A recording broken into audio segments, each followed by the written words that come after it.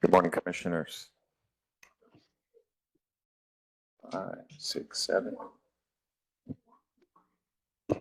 Okay, we do have a quorum, commissioners. Can we start off with the roll call?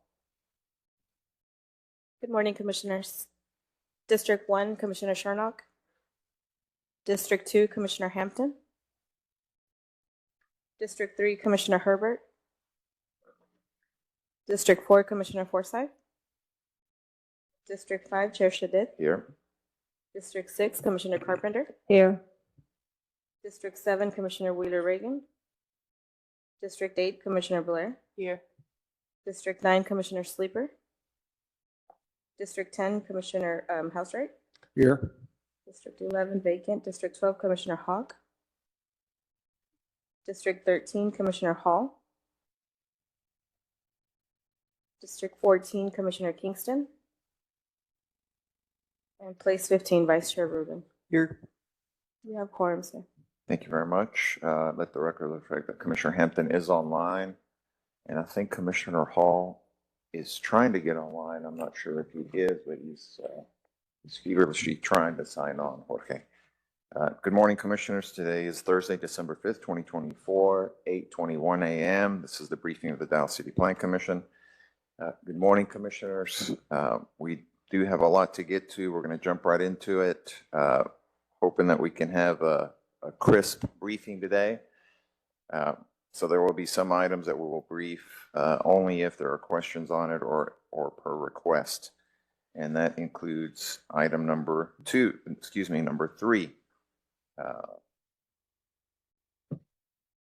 Any questions on that item, or do we need it brief per request? Okay, we'll go to number 4, the first zoning case on consent. Off consent. 4 has come off consent.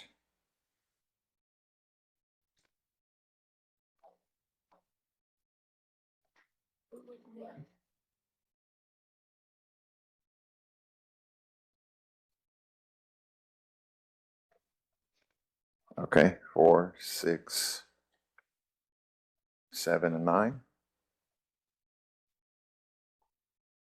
9 and 10. 9 and 10. Okay.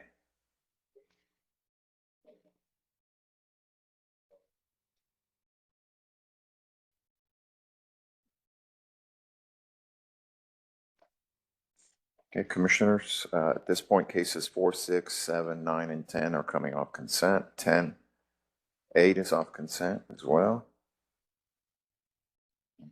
8 is off.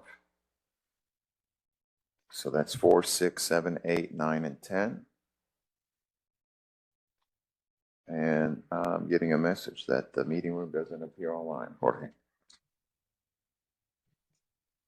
Pardon me? Thank you, sir.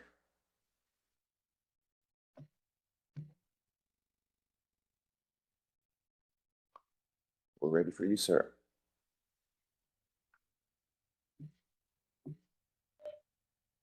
Good morning. Good morning, Commissioner Hall.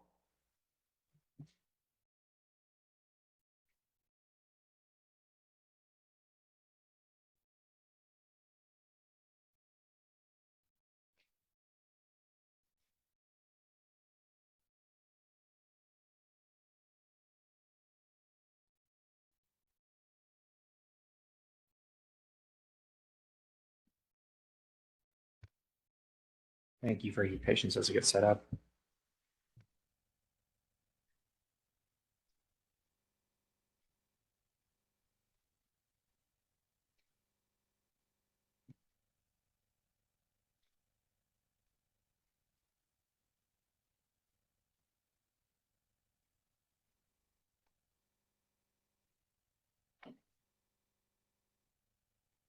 Are we online can we be seen? No. Thanks.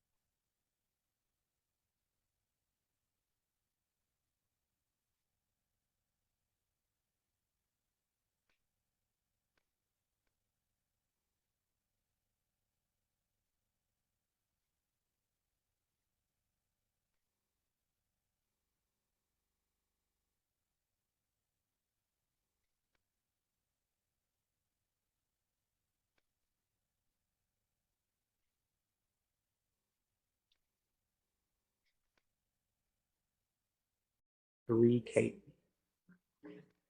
Just be aware. So, as I was trying to say, we have 3 cases within about a block of each other that have the same PD conditions at this time as proposed. They have the same PD conditions, and they're proposed by the same applicant. Staff's question was, would we like to hear them in one bunch? They can be briefed all in a row. We'll show the photos for each, of course, but I may only go through, for example, the development and design standards one time for the 3, because at this time they're the same. They could be individually altered for the 3 different cases because that's within the ability of 3 different cases with 3 PDs. It's feasible, but just a disclaimer. I have a question. Are all those District 4, right? That's correct. And do all of those, or I know that they're not contiguous, so they're each separate PDs, correct? Correct. Okay, thank you. Yeah, they are within a block. They do have some somewhat different site conditions, so I ask you to assess those as you will, as staff has assessed them on individual basis, but for informational purposes, they'll be the same. So I will start. If I can interject, they are on the same block. Not within a block, but they are on the same block, all 3 cases. And I do agree with Michael that it would be appropriate to hear them together. Perfect, thank you. Super. Okay. So I'll start with Z234170. Michael, can you clarify, please, for me on this case? What is the exact address for this case? We don't really track addresses. I will show you closely on the map where it is from an aerial perspective, from a zoning perspective. I don't think I could tell you the exact address off the top of my head since we don't track those very well, especially with development projects, especially with vacant lots and things like that, where they often don't have reliable addresses. Well, the original address for this case was 1200 Grant Street, but the aerial view that you have in your case report is at 1223 Grant Street, and that's the reason why I'm asking for clarification. Yeah, this one, let me get into the case. I can definitely clarify if the applicant wants to clarify the informal addresses that they have. At this time, they can certainly do that. But this one is going to be on the south side of the street. So it should have an even number address. And 1200 is on the south side of the street, but this is 1223, which is on the north side of the street. Let me jump into it, and we can clarify anything spatially as we will if we can.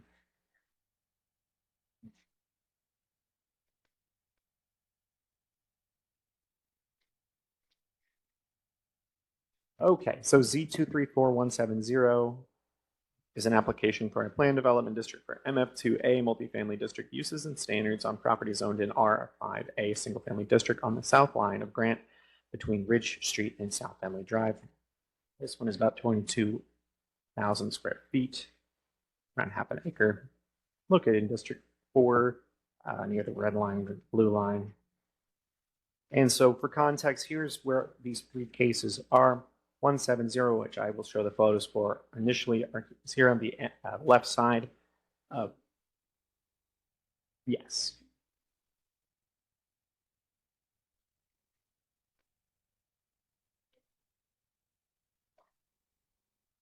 Okay, yeah, well, I'm happy to clarify where we're working with for this one, for anyone.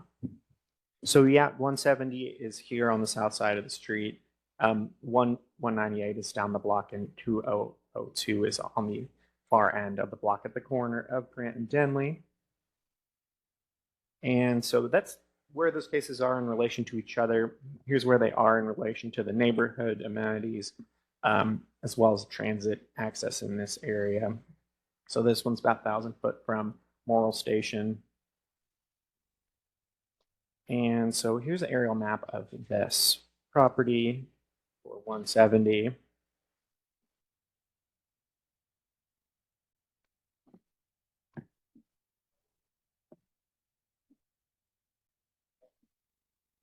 Commissioner Forsyth, whoa, that is loud. So sorry. Could we wait until staff concludes the briefing on these 3 items before we go to staff questions? Thank you. Yeah, no, so this one's at the end of Grant Street as it exists today. There's undeveloped property to the west, there's single family to the south and to the east, and a single family to the north. Further west, there's some undeveloped lots as well as single family. Right now, this one is an 1,800 square foot home. They're proposing 16. I put townhome in quotes because that is the English word for what you might see. If you were standing at the street looking at it, our code will call it multifamily. I do want to imply accurately what the proposal is, but I do have to use the code term of multifamily. And because they are multiple homes on one lot, there are significant design standards that make this different from a typical multifamily district. So I get down to the site. You're looking south, home as it exists today from Grant Street. Looking west at the end of Grant Street, that turns it into the undeveloped lots to the west. Looking east on Grant Street and looking north across Grant Street. So again, these development standards are going to remain the same for each of these three cases, at least in the proposal. So I can highlight anything we need to. Generally, a couple changes. Adds a altered side yard, 7.5 feet in the side yard, keeps a 15-foot rear yard. It does allow them to take it down to 10 feet if there's an alley in the rear, which is the case for this 170 case. Limits the maximum density of 36 dwelling units per acre. It has a building floor plate maximum of 10,000. It's not something you've seen in too many PDs before, but it is meant to limit the size of an individual building or residential building so that it can't be too large in terms of massing along a certain frontage.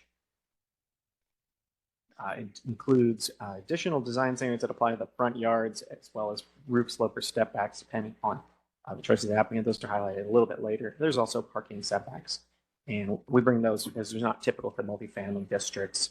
There are additional design standards offered. They're also not characteristic of our 5 districts. Landscaping they propose, it's in addition to typical Article 10. Utility boxes that are near the street, basically if they're facing the street, they need to be screened on those 3 sides with plantings around them when it's multifamily use. And in those side and rear buffer yards, oftentimes a residential buffer zone called for 1 planting group per 40 feet with a large tree. This calls for them to be replaced by 2 small trees, but then it ups that frequency to 1 per 30 feet. So it's a denser amount of planting along their side and rear buffer yards that are more so than would be required by Article 10. Front yards. So obviously we have front yards, and that's covered by the development standards at 15 feet.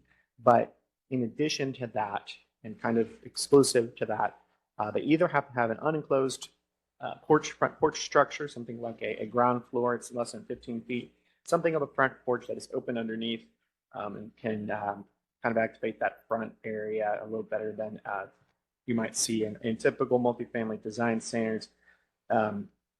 That is an option, or they can have additional plantings, which means an enhanced planting area where they have another row of trees. So you got to have street trees in your front.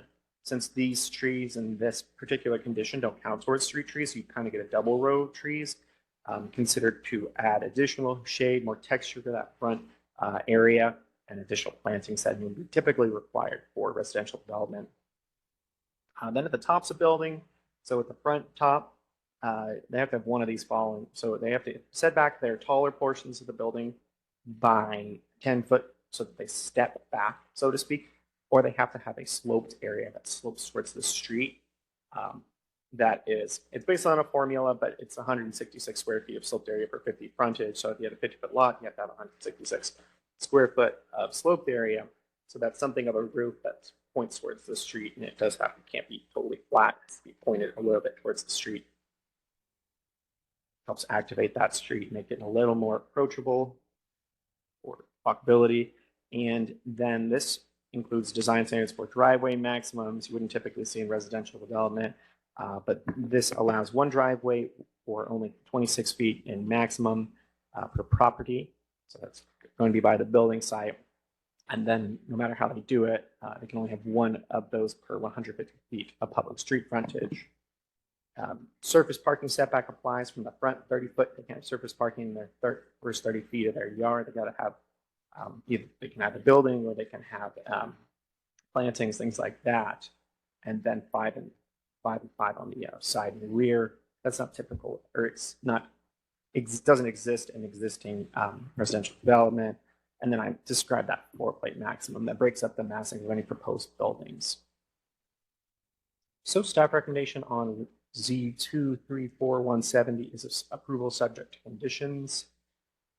I think we can move into the next case with its photos. So the next one's going to be Z234198.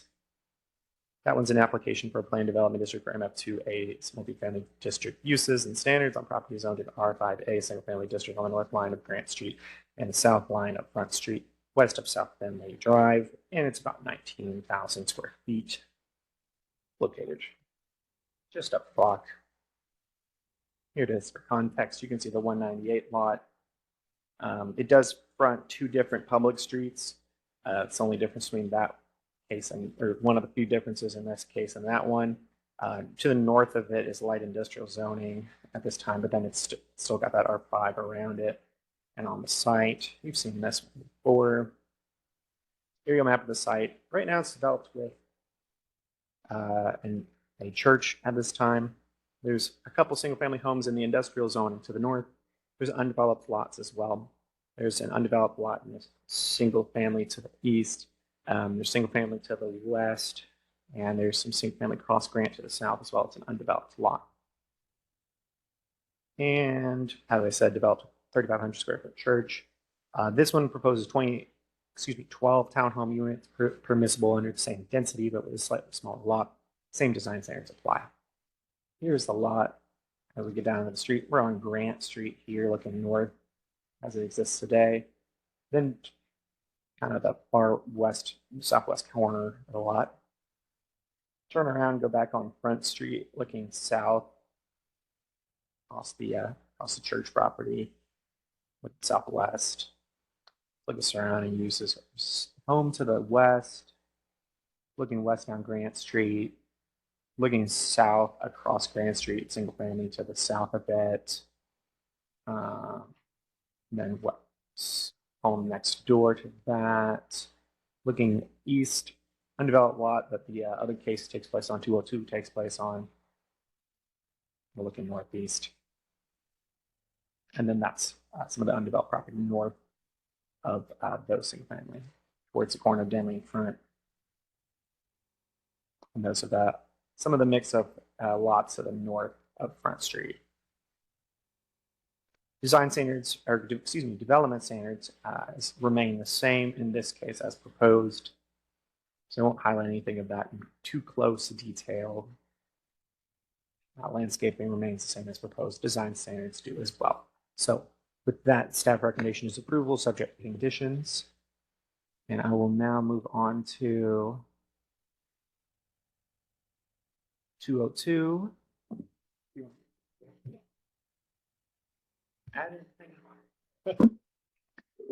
Good morning, Commissioners. This is case Z234-202. It is an application for a near plan development district for MF2A multifamily uses on property zoned in R5A single family district. This one is located on the southwest corner of Grant Street and South Denley Drive, north of Quad Street, about 14,800 square feet in size in the Brentwood Heights area.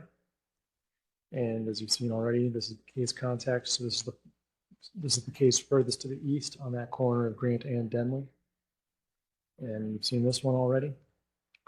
Here's an aerial map showing the site in question. And the zoning map showing the surrounding zoning. As you see to the north, there is a light industrial zoning district. It does have residential uses in there.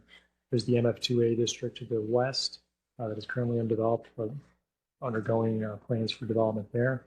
Then to the south-southeast, there's a CR community residential district with a mix of single-family homes as well as various retail and other uses. So the site is currently undeveloped and the immediate surroundings, I'll just give you that. The site is in proximity to both the Dallas Zoo and Morel Dart stations, and the applicant is proposing developing the site with, again, as we would call them in a colloquial way, townhomes. 10 units is last that I checked.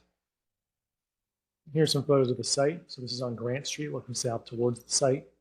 To the right of the photo is the adjacent lot. So everything that's undeveloped, that very large tree in the middle, that is the subject site.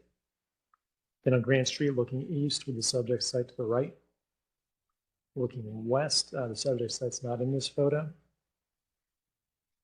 And looking southwest, going towards that corner on Bentley, here we see the site. As you can see, it's a bit of a raised up on a little, I wouldn't call it a hill, but it's raised up. And then moving closer on to Bentley, looking at the site at the exact corner. And then on the corner, looking west down Grant Street. Then looking northeast away from the site. Then going down South Bentley, looking southwest at the site. And then looking west at the site. And then a little further down Bentley, looking at the remainder of the site. And looking west. These are the development standards that have already been discussed. And the enhanced landscaping standards, it's deja vu all over again. The staff's recommendation for this case is approval, subject to conditions.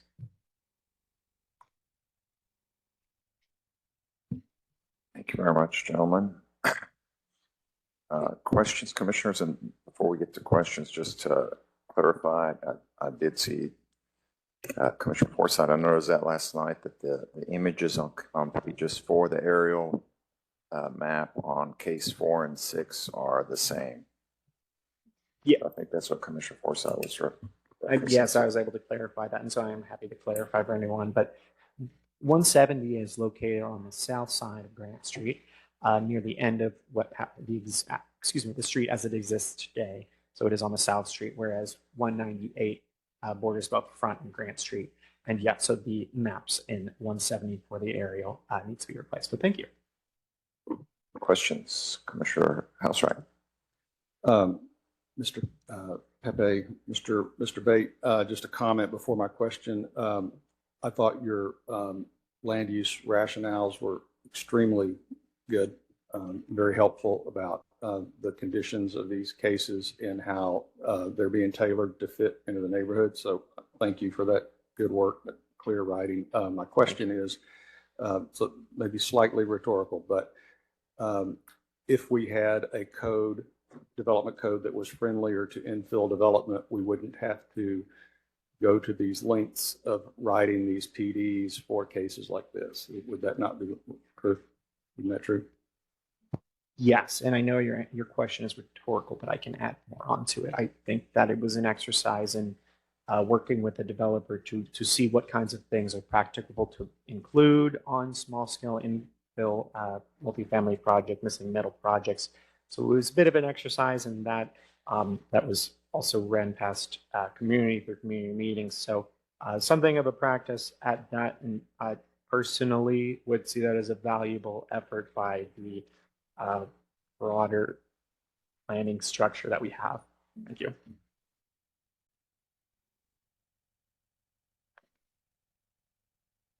Mr. Chair, Yes, sir. I do have a question or two. Please, Commissioner Hall. All right, thank you. And Mr. Pepe, you're fine, or Mr. Bate. One of these lots has a church on it. What is it called? God's Hospital Church or something like that? That is Is it- 198. Thank you. 198. Is that currently not in use? Is it a vacant building? I'll be honest. It's a little difficult to tell if it's in use or anything like that. We might have to ask the applicant of that. They can Okay. answer that. And the other question is, you're showing on your briefs that this is close to public transportation and the zoo and so forth. But I don't see any sidewalks in the neighborhood, and the streets look pretty narrow. So is there any walkability in this neighborhood? Yes, no, I'm glad you asked. So a lot of the blocks do have sidewalks at this time. This particular block does not have sidewalks. good thing is redevelopment of this lot would include the building of that, so it would be built out by these three projects. Would at the very least would make that happen. I will say that these small scale streets, so streets that are, I wish I could remember, but they're less than 50 feet, which is what the typical code requirement, are definitely safer to walk on than a typical street. Definitely safer than Ackerd Street to walk on because of the size of that and slow speed of it. It is a dead end as well at this time. So by building out these projects, we get sidewalks in that. We have significant we do have sidewalks that exist in other parts of the neighborhood, but I certainly took transit to this site 3 or 4 times recently. And while not having sidewalks is not ideal, redevelopment is the chosen method the city has in a great degree to get those built. Okay, so they will be required to put sidewalks on their development site. Okay, Yeah. thank you. And just to add some color, looking at Google Street View, it appears that along parts of Claude Street as well as Morel Avenue, so those 2 larger streets to the south of these sites, sidewalks have been built out or are being built out. So the situation does improve the closer you get to the DART station. Very good. Thank you, gentlemen. Thank you, Commissioner Carpenter. Yes, I have a concern about how staff came to the determination that MF2 was the correct base zoning for these particular lots that are on an R5 lot. And I was concerned by the justification for this as far as, a long-established residential neighborhood, lower income neighborhood, because it's close to transit and because there is some CR and MF on the perimeter, that all of a sudden that means that the single family lots, should be developed at a density and a height much greater than the surrounding. It seems to be far in excess of the gentle density that we've been talking about recently. What's the question in that? It's what is the justification for the amount of density in MF2? The heights, the reduced front yard setback, it's like we're breaking block face continuity. R5 requires 20 feet. And here we're saying 15 feet. And of that 15 feet, 10 feet can be used with parallel parking or loading. And it goes on to say, there's no surface parking in the first 30 feet. But if you've only got 15 feet anyway, and you've got loading and parallel parking in it, I don't see how you have a lot of room for porches and enhanced landscaping. Then when you get to height, R5 has 30 feet, MF2 is 36 feet. Here we're saying there's an additional setback over 40 feet. So we're looking at the 36 feet by right, plus the way modern construction techniques go. Houses, you have overages, 12 feet, you can go to 48 feet. It just seems that, even with the design standards that you have built in, we are making a radical increase in the massing and the density in the middle of a single family block. Yeah, thank you for that. So first of all, you spoke to design standards and the setbacks. Important thing to remember is that the design standards that are built in for landscaping for porches are required regardless of what setback they choose to do. A 15 foot is the front setback minimum, but they can put in things that they need to as required by the design standard. So they will have to have room for enhanced landscaping and porches in the front. So we will have an enhanced front, regardless of whether they set their setback at 15 foot, at 20 foot, or further back. Let's take a step back and say we're talking about the way we've identified is we're talking about residential uses, next residential uses. We evaluated based on that. When I look at residential uses and want to make sure that they're appropriate for a community, I want to make sure that they have if there's capacity in the neighborhood for the things that those people in the residential uses here and nearby have what they need. Part of that is built through density to support community retail to be built out. Part of that is transportation capacity. So we see that as present and developing in the neighborhood. So definitely see that as a valuable aspect for additional residential uses here. Again, building on those design standards, we're going to have what's required is generally more restrictive for this treatment of the public realm. So we're talking about what detracts from the public realm. What they're able to build under this has got to be a higher quality, more public-facing rent than would any other development under R5 or base MF2. So that was very important, making sure the public realm is quality, making sure the other kinds of buffers are enhanced rather than less quality. So we've got 30-foot parking setback. Street parking, parallel parking that's indented is generally permitted in residential districts as it is. So that is only a small component of it when you talk about that, but they still have to have those street-facing components on the front. Please. Was any consideration given to the disparate impact that this level of market rate infill density is going to have on a naturally affordable single-family neighborhood? Because what's going to happen, I mean, I've seen this happen in West Dallas, you know, when zoning is changed on an area which has an existing single-family neighborhood or even selectively on lots, it makes developers rush in and be willing to pay, you know, higher price for lots because they are fairly certain, we're signaling that they can get more density. And that, you know, resets the land values. It starts displacing renters because the property taxes go up and the landlords can't afford to rent or what was, being charged before. And it's almost like throwing a match into dry tinder as far as the existing lower income, stable neighborhood is concerned. So is there any consideration given to what's going to happen to adding this sort of density to these kinds of neighborhoods? Well, I will say that rents and sales prices are typically not supposed to be consideration in zoning cases. At the same rate, since it was mentioned, I will say that staff views in this circumstance, if you have additional density, if homes are being consumed, by adding homes, we can absorb some of that. It's the pressure valve that releases some of that. This is not obviously a blanket rezoning that changes every single lot. But this allows pressure that is inevitably coming. It's here in this neighborhood. Pressure is being exerted on this neighborhood one way or another by those kind of macro factors that act on the neighborhood. Staff sees additional density as the relief to that rather than the cause of it. Commissioner Herbert. Thank you, Chair. Thank you, Mr. Pepe and Bates, for the design standards in this situation. The density, I noticed that doing neighborhood communications, that 1 bedrooms and studio apartments were taken out. Could you speak to that? I think that was part of the conversation that the applicant had with the community. The applicant worked with multiple community meetings with the community, trying to figure out what type of homes they're looking at. Some of that's a little bit out of our scope, but we was present, we observed it.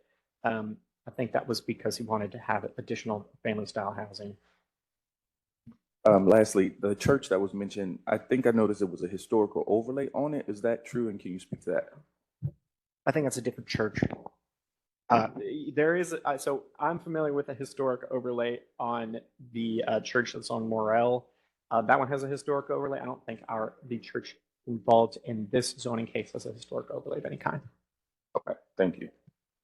Thank you. That's true. Yeah, I just wanted a quick clarification on the height provision. So the max height is 36 feet, and then there's the language in the design standard saying there's an additional setback of 10 feet for portions of a building higher than 40 feet. Is that referring to things like chimneys or clear stories or other things that can project 12 feet above? That's correct. Yeah. So your typical building, your general build out of the building limited to 36 feet.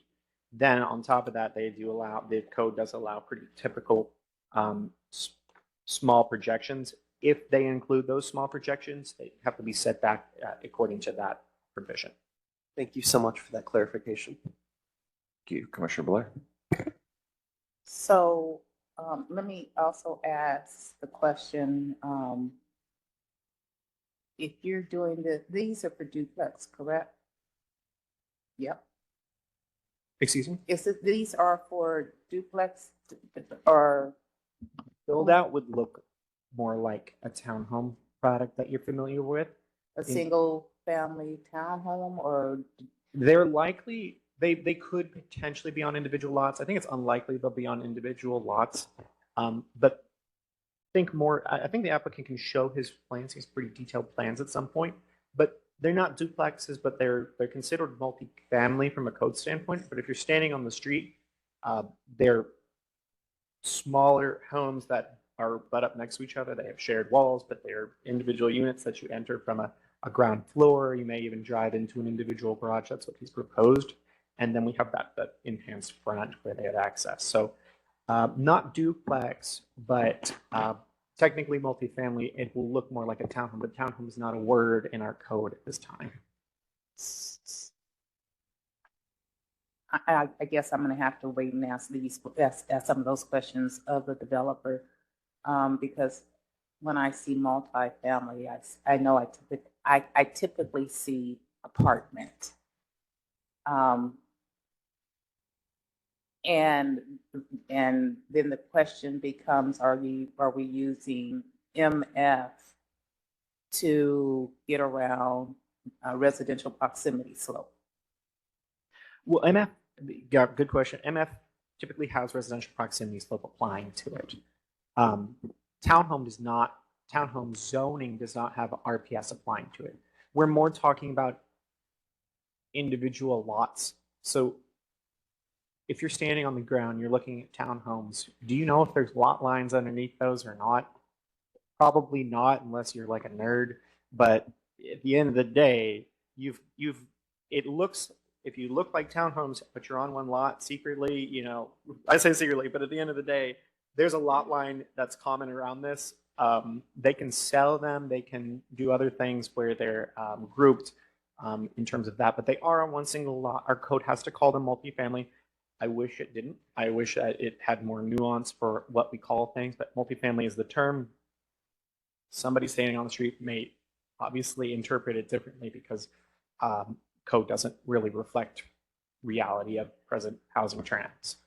I totally agree with what one of the other commissioners said about our code being insufficient for the type of development that that you seem to be trying to do. The roof slope, okay, so if we're using a 36-foot height max and requiring a slope, is this the way to further secure only a two-story type of development? I don't know about that specifically.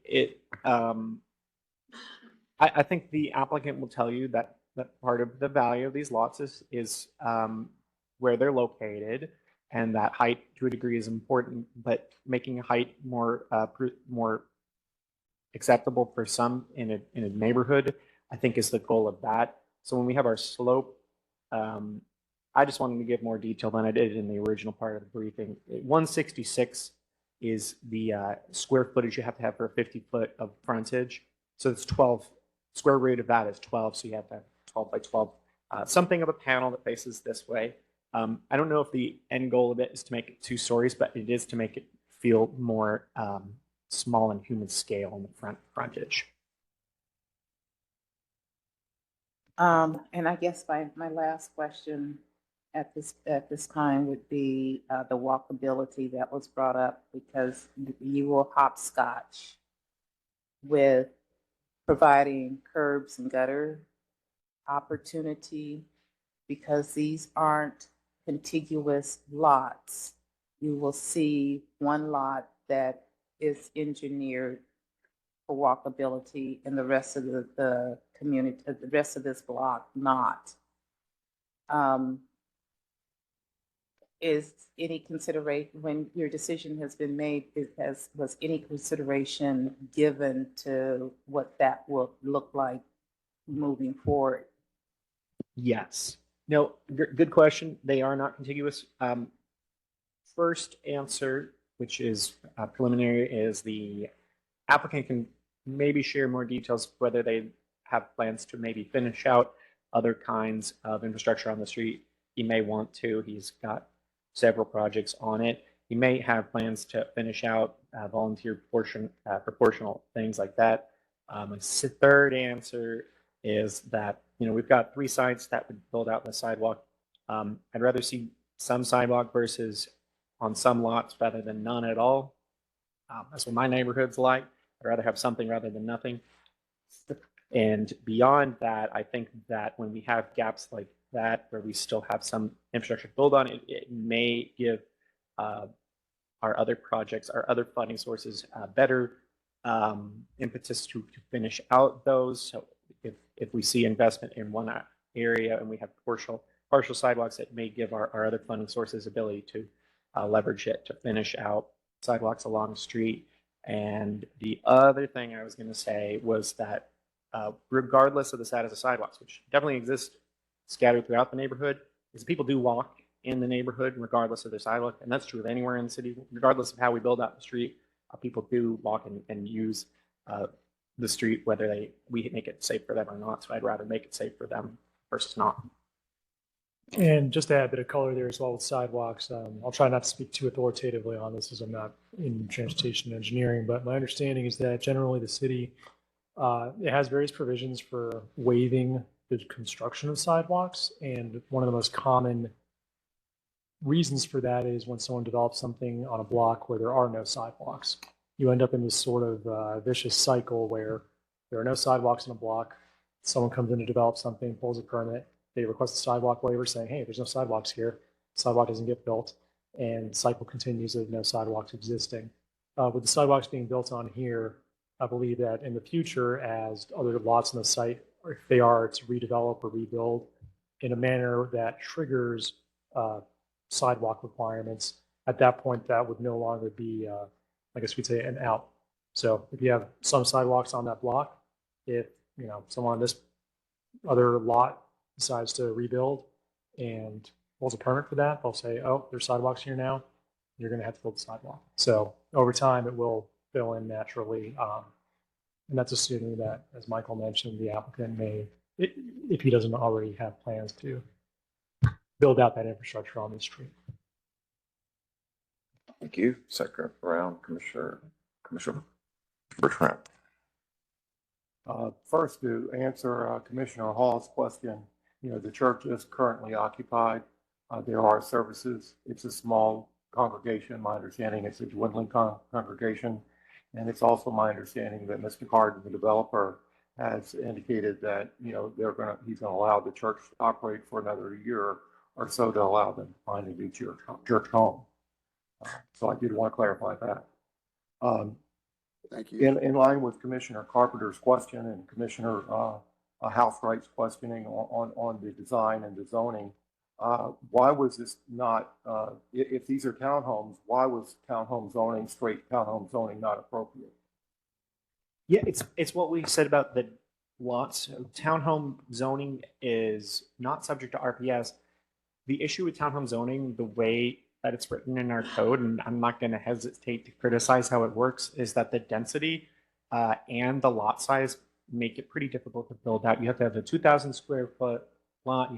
You also have to maintain a certain degree of density. So as a result, it's oftentimes easier to build townhomes under multifamily zoning because the minimum lot size in multifamily is lower than the densities that townhome allows.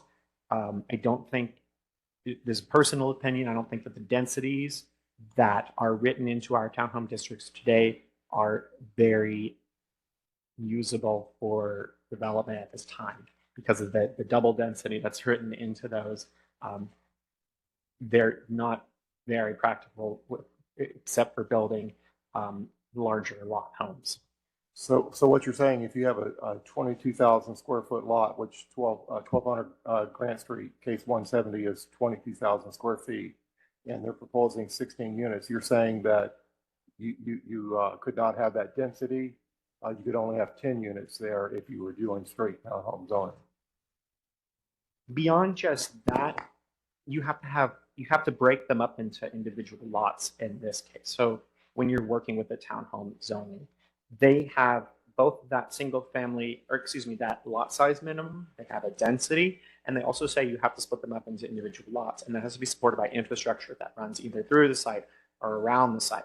So it's not just that the density would be difficult, but the density would be difficult in a way that infrastructure can be ran onto the site, through the site, whether through a shared access situation. But it's not as simple as, I have 22,000 square feet, I have a 2,000 square foot minimum lot size, I can break it up into 11 lots. Because of the infrastructural requirements, to break it up into several lots versus a single lot, it's quite more complex. But it could be done through replatting, right? Yes, but what I'm saying is that it's significantly more complex to do that, to break it up into several lots. And a lot of times you don't actually end up with that 22 divided by 2. 22 divided by 2 equals 11 lots. It's simply not that way in reality when you have to include those infrastructure things and your shared access easements. Shared access easements count against your lot size, those kinds of things like that. So obviously replatting allows you to break a lot into multiple lots, but it's not as simple as that. That is a significant hurdle to developing any kind of townhomes, is that they have to be, so if we want to have a townhome that looks like a structure that's on its own, it has individual entries, as individual garages, under a townhome zoning, that has to be on individual lots. I'm not positive the normal person on the street will see those lot lines. They probably won't. But at the end of the day, multifamily also, where it's a multifamily project where it's multiple units on one lot, it can look exactly the same as the townhomes. But the problem is we have the lot size minimums and other infrastructural difficulties that are from townhome. Okay. It can't be townhome zoning. That's the reason why you have the MF2 base zoning. But the reason why it's a planned development district instead of MF2 rezoning is to get around the RPS, right? As well as adding the significant design standards. So the RPS would apply to a multifamily district. It would not apply to a townhome district. But they need a little bit of both of those districts. But you couldn't build the multifamily right next door to in an R5 neighborhood with RPS, right? If you put MF2 onto one of these random lots, like just a base MF2, you can develop it within the bounds of the RPS, which allows up to 26 feet, and then it slopes away as it proceeds farther from single-family lot lines. But in this case, with these projects, I mean, it's a planned development district needed in order to be able to, bypass the RPS. I thought I read that in your case report, but that was one of the issues. That's a factor. There's multiple factors. It is a factor. You do concede that. There's multiple. Yes, okay. It is a factor. All right. How many in the case report? I'm sorry. I'm really sorry. You answered my question. Thank you. Okay. In your case report, you indicate that these are 1,800 square foot units, and so most of them are going to be 3 bedrooms. Is that correct? Do you know where that is? Oh, I was talking about on 170. There's currently an 1,800 square foot home on 170. Okay, so these townhomes are not. I thought reading in here that I read that these are going to be some of these are going to be like most of these are going to be 3 bedroom units. The PD does not regulate the number of bedrooms or the square footages of the homes. That is up to the developer. What is regulated by the PD is the setbacks and the massing and the height. It doesn't regulate the sizes of the individual units. The applicant may be able to speak what his plans are for the types of units, but that's how. So would it be important to know what the projected density is for this type of development that's on an end of a dead end street where there's only one major access point? Understood. The maximum density is built into the PD. We have a maximum density dwelling unit per acre. Right now, the way that multifamily dwelling unit densities is, it kind of penalizes you on density for larger homes. So you want to have a 2 bedroom, a 3 bedroom unit, it makes it a little harder to do that under a multifamily in terms of the density. One of the things that the PD does accomplish is allowing you to incentivize larger individual units because it overrides that density with a 36 dwelling unit density rather than a bedroom to bedroom density.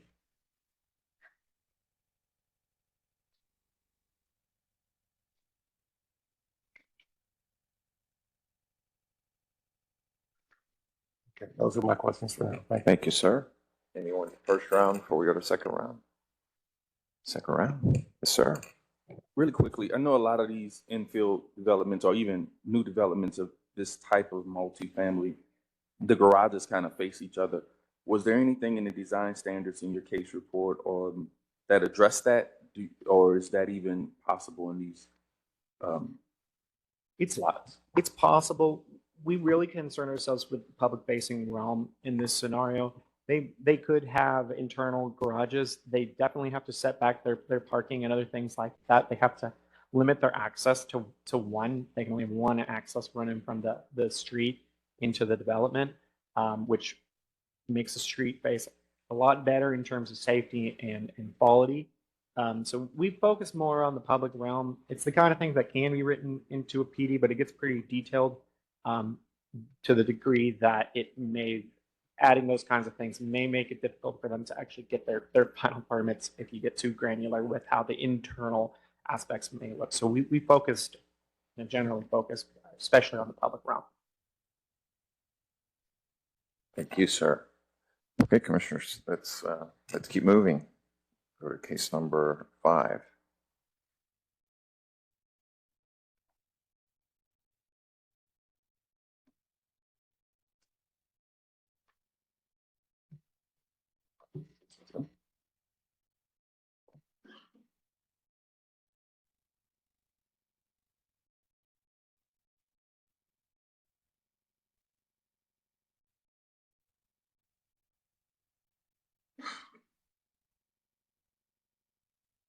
Why not? Commissioner Chernock, would you like this one briefed?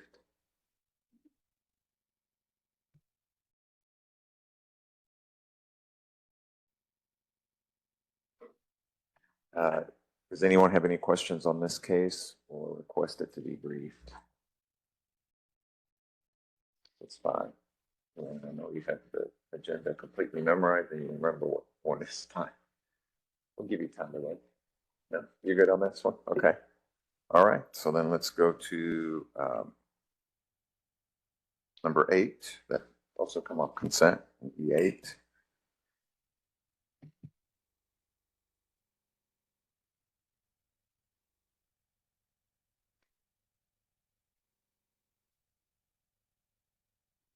Morning.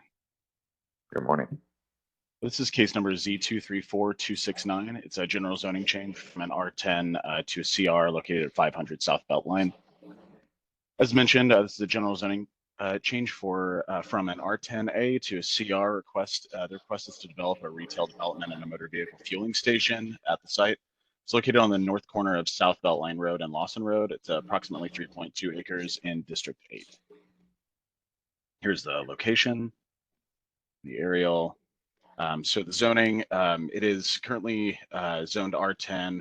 There's some single family uses to the north and northeast. There are 2 CS districts to the northeast and to the southwest. Directly across Lawson Road, there is a retail development with a general merchandise store as well as self-storage. And then further, there are some manufactured homes. And then to the southwest, there's more single family. The site is currently vacant, and there are existing similar uses surrounding. The CS to the southwest was approved in 2018, but that site is also vacant. Here are site photos across Beltline and farther up Beltline Road onto the site, and then on Lawson Road onto the site as well. So here are the development standards. So you can see the current setbacks are 30 feet. The proposed would be 15, and then side setbacks would be 20 feet adjacent to any residential. The lot coverage would go from 45% to 60% in this proposed zoning change, and it does fall over the residential proximity slope. As this was applied for before the adoption of the new Forward Dallas, the previous plan was taken into account. So this does meet goal 2.1. It's to promote balanced growth and ensure that zoning is flexible enough to respond to changing economic conditions. And then goal 5.3, establish walk to convenience and encouraging a balance of land uses within walking distance of each other. Staff's recommendation is approval for this case. Thank you, sir. Questions, Commissioner Black? Were you aware that right behind it is a residential use? I was aware of that, yes. And with a gas fueling station, this is a straight zoning. There is no provisions for buffering. Is that correct? I did let the applicant know that there would be some buffering taken into account here, and they've updated their plans to allow for buffering there. The development, it's my understanding, and the applicant might be able to speak to this more, the development adjacent to the residential would be the retail use rather than the motor vehicle fueling use. That would be closer to the Beltline portion. So in Beltline, Beltline curves at this particular site. It's an odd type of shape of most of the lots out there are odd shape. So I guess this question would be for engineering the egress and ingress on the Beltline, opposed to especially with the sloping and the fueling station. So I guess I'll say that for the engineers. That's all I have right now. Thank you. Any other questions on this case, commissioners? Okay, let's go to case number 9.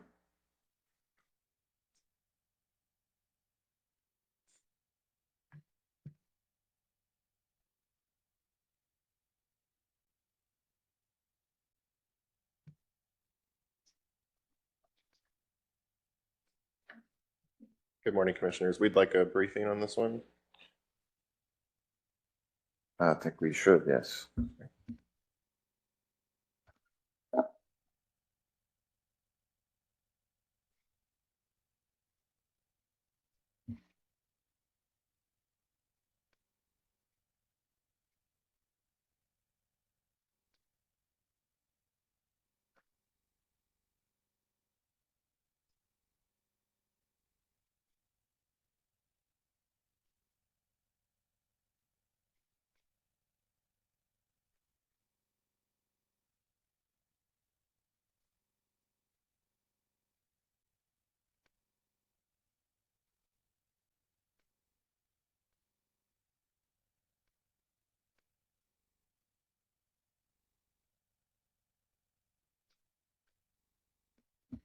All right, next is item 9.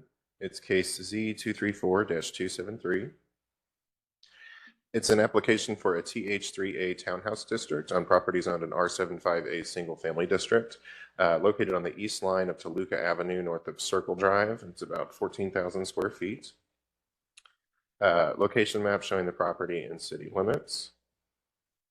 Aerial map with the area of request outlined in blue. And zoning map with surrounding zoning districts and land uses. For the most part, the surrounding zoning is R75A. To the north and northeast is undeveloped property, as well as an old SUP that has a permanent expiration date, but that site is undeveloped. To the south are existing single-family uses, and then to the west, on the other side of the highway, are other single-family uses, as well as undeveloped property. The area of request is currently undeveloped, and the applicant proposes to develop single-family detached homes under a straight TH3A district. This is on Toluca Avenue, really at the termination of the existing Toluca Avenue, looking northeast. And then further into the property, also looking kind of northeast or east. You can see that it's very undeveloped. And this is sort of at the terminus of Toluca Avenue looking northwest. You can see the highway immediately west of this property, that retaining wall. And then looking southwest along Toluca Avenue. You can see where that existing road terminates. And then you can start to see some of the single family homes that exist to the south of this request area. And this is on Toluca looking northeast. These are the development standards of the current R75A district, as well as the proposed TH3A district. I won't go into too much detail about these, other than to say that in the TH3A district, there is a dwelling unit density restriction of 12 dwelling units per acre. That leads to an average square feet per unit of about 3,600 square feet. I think if I ran the math correctly, that they could get about 2 or 3 units on this property with that dwelling units density once infrastructure is considered. Increase in height of about 6 feet, and then increase in lot coverage from 45% to 60%. Those are the main differences between R75A and TH3A. Staff's recommendation is approval, and I'm available for any questions. Thank you, sir. Questions? Chair. Forsythe. I don't have the case report up. Could you confirm how many units we're talking about here? Yeah, so this is a general zoning change, so the applicant isn't required to commit to a certain number of units with the zoning change request. But again, just going back to the development standards, with that dwelling unit density restriction, they require about 3,600 square feet per unit. They could get 2 or maybe 3 units on this property once infrastructure is kind of factored into that square footage.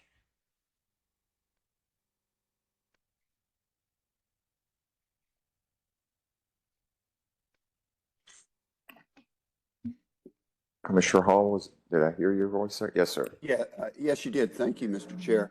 Mr. Mulkey, how are they going to get into this place? Are they going to have to build a road into there, extend that existing road, or? Yeah, thank you for the question. That is the situation.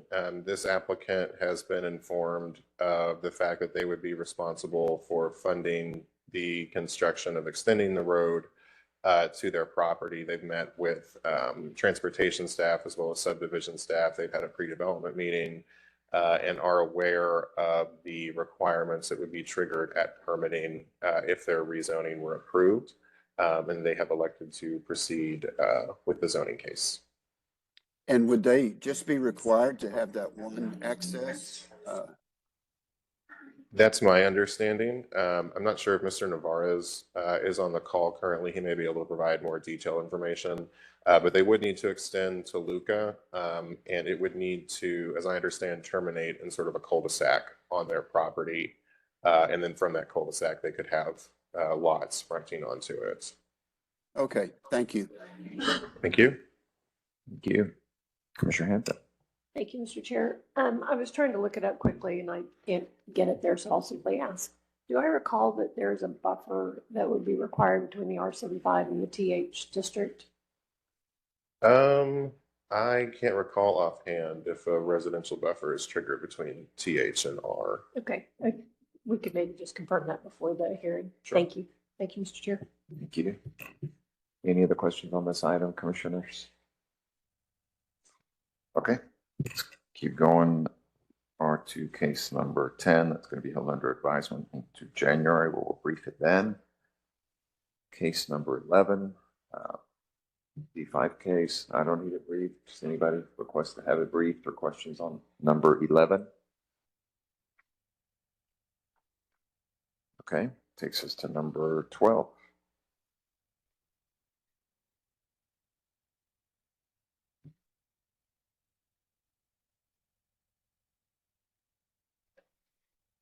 Do we need this one briefed? Yes, sir. Perfect, thank you.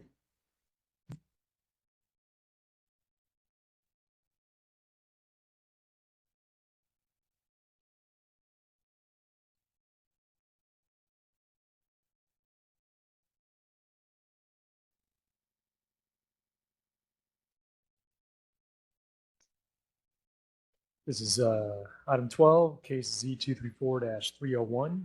It is an application for a new specific use permit for a tower intended for cellular communication, limited to a monopole cellular tower on property zoned in AA Agricultural District on the south line of West Keith Boulevard, east of Mountain Creek Parkway, approximately 2,500 square feet in size.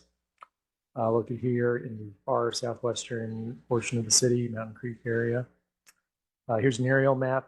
This is of the approximate site. I wouldn't say it's to scale, but just generally given the location of where the cell tower will be. Here's a zoning map showing the surrounding area. The majority of it is zoned agricultural. DBU, Dallas Baptist to the north. Then to the northwest is Mountain Creek Lake and various kind of utility lines, undeveloped. It is zoned R7.5. There's also the utility or governmental installation. That's just the DPD firing range. And then to the south is PE 655, which is single family. The site's currently undeveloped. As I said, they wish to construct a cell tower and they need an SUP to do so. It was a bit hard to get photos of the subject site, partly just because there's no safe place to pull over on West Keith Boulevard. Also, it's tucked in pretty far deep into the property, so you can't really get a photo of that. But here's some photos from Google Street View dated January 2024, just showing the general area. As you can see, heavy vegetation, lots of trees, very nice area.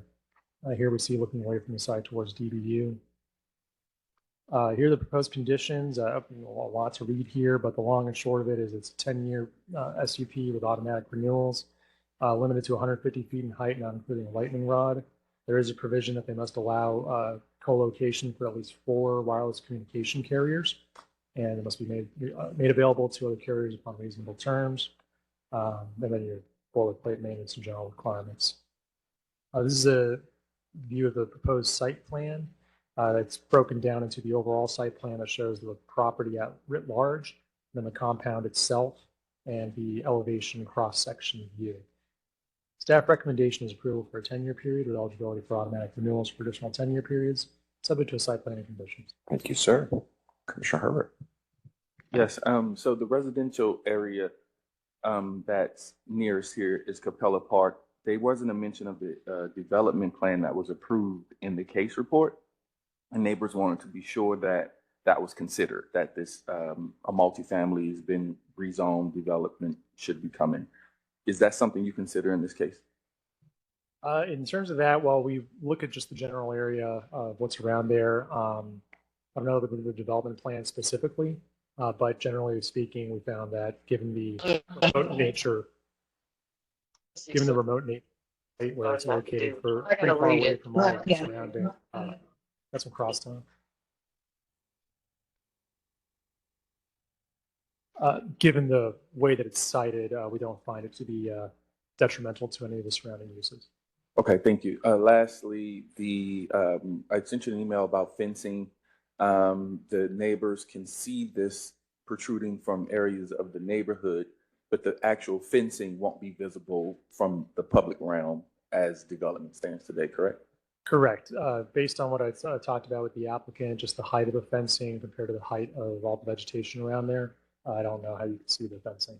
You would probably see the tower, but not the fencing. Okay, 2 more questions.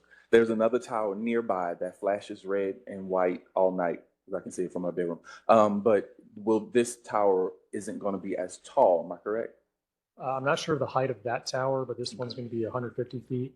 Okay. And I'm getting to the lighting question. There's no lighting on this tower, and there was just a, So Jennifer, I think you're off mute.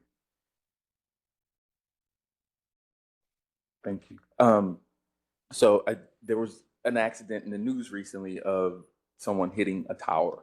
I asked, this case does have FAA approval for flight regulations. Is that correct? I believe that based on some of the emails that went by, I believe the FAA did review this. It does meet their standards. okay. Could we? It doesn't like you, Jennifer. There you go.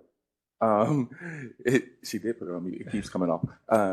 So thank you for that. Lastly, is there a road in and out to this location? How will they access it in case of an emergency? Yes, there will be a gravel road built out that connects from. I didn't pull it up on a map, but it connects from the road that comes off of Keast Boulevard. It would go through the site and up to the compound itself. It would be a gravel road, not pavement, which is nice, reduces impervious surface. Okay, so there's a road that exists today that DBU owns and operate. This is DBU land that they're leasing to this company. That road is gated off usually and locked. Is that the same entrance and access they plan on using, or you're not sure? I believe it will be, yes. And Okay. I would assume that it would be a good question for the applicant, but it would, I would assume that they'll set up an agreement with DBU for access for So that emergency, road. and for utility Okay. companies, yeah. This case is on consent, so we won't hear from you. Okay. Any other questions on this item, commissioners? Okay, keep going to case 13. 13, just a correction, is actually in District 5. I don't need a brief. Does anybody have any questions or would like to have a brief? Commissioner Carpenter, please. Oh, I have a question. Does it need to be brief for me to ask a question? Probably not, no. Well, we have these two cell tower cases back to back. The one we just heard is a 10 and 10, and this one's a 5 and 5. I was wondering what the rationale was for the 5 and 5 recommendation.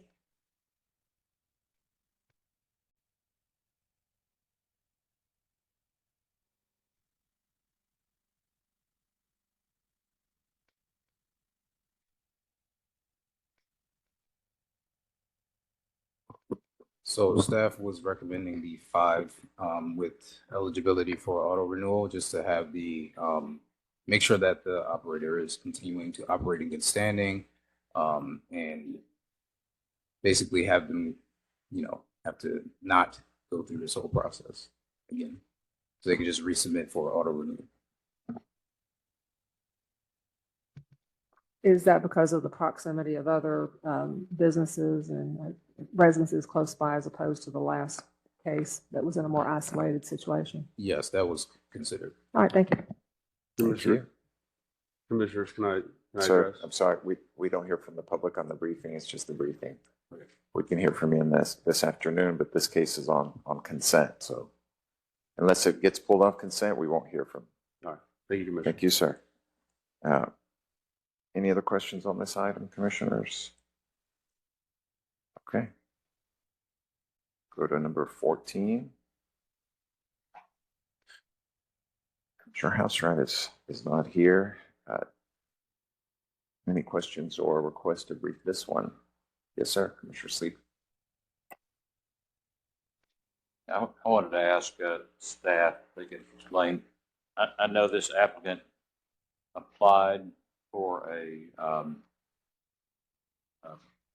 PD, and staff is recommending an SUP instead of the PD. Can you explain the thinking there, first of all? Certainly, thank you.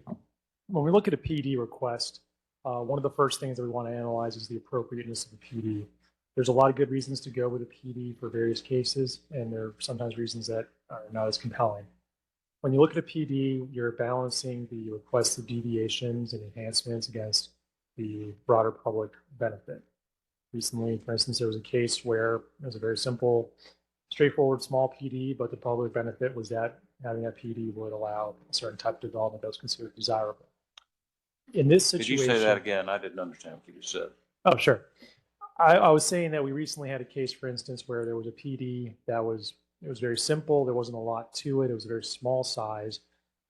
But the requested deviation in that case would allow for something that was desirable to the public. In this case, it was certain development standards and the type of zoning district that was found to be desirable in the area. So I'm just giving that as an example. With this case, when we look at the PD request, the primary deviations or the changes from your base zoning code that were requested had to do with the landscaping and with the use itself. In the existing district that it is, it's a LO1 limited office district. It does allow the requested use, the private recreation center, with an SUP. The PD was requesting that it be allowed by right. The end result, whether with an SUP or a PD, would be that you end up with a private recreation center.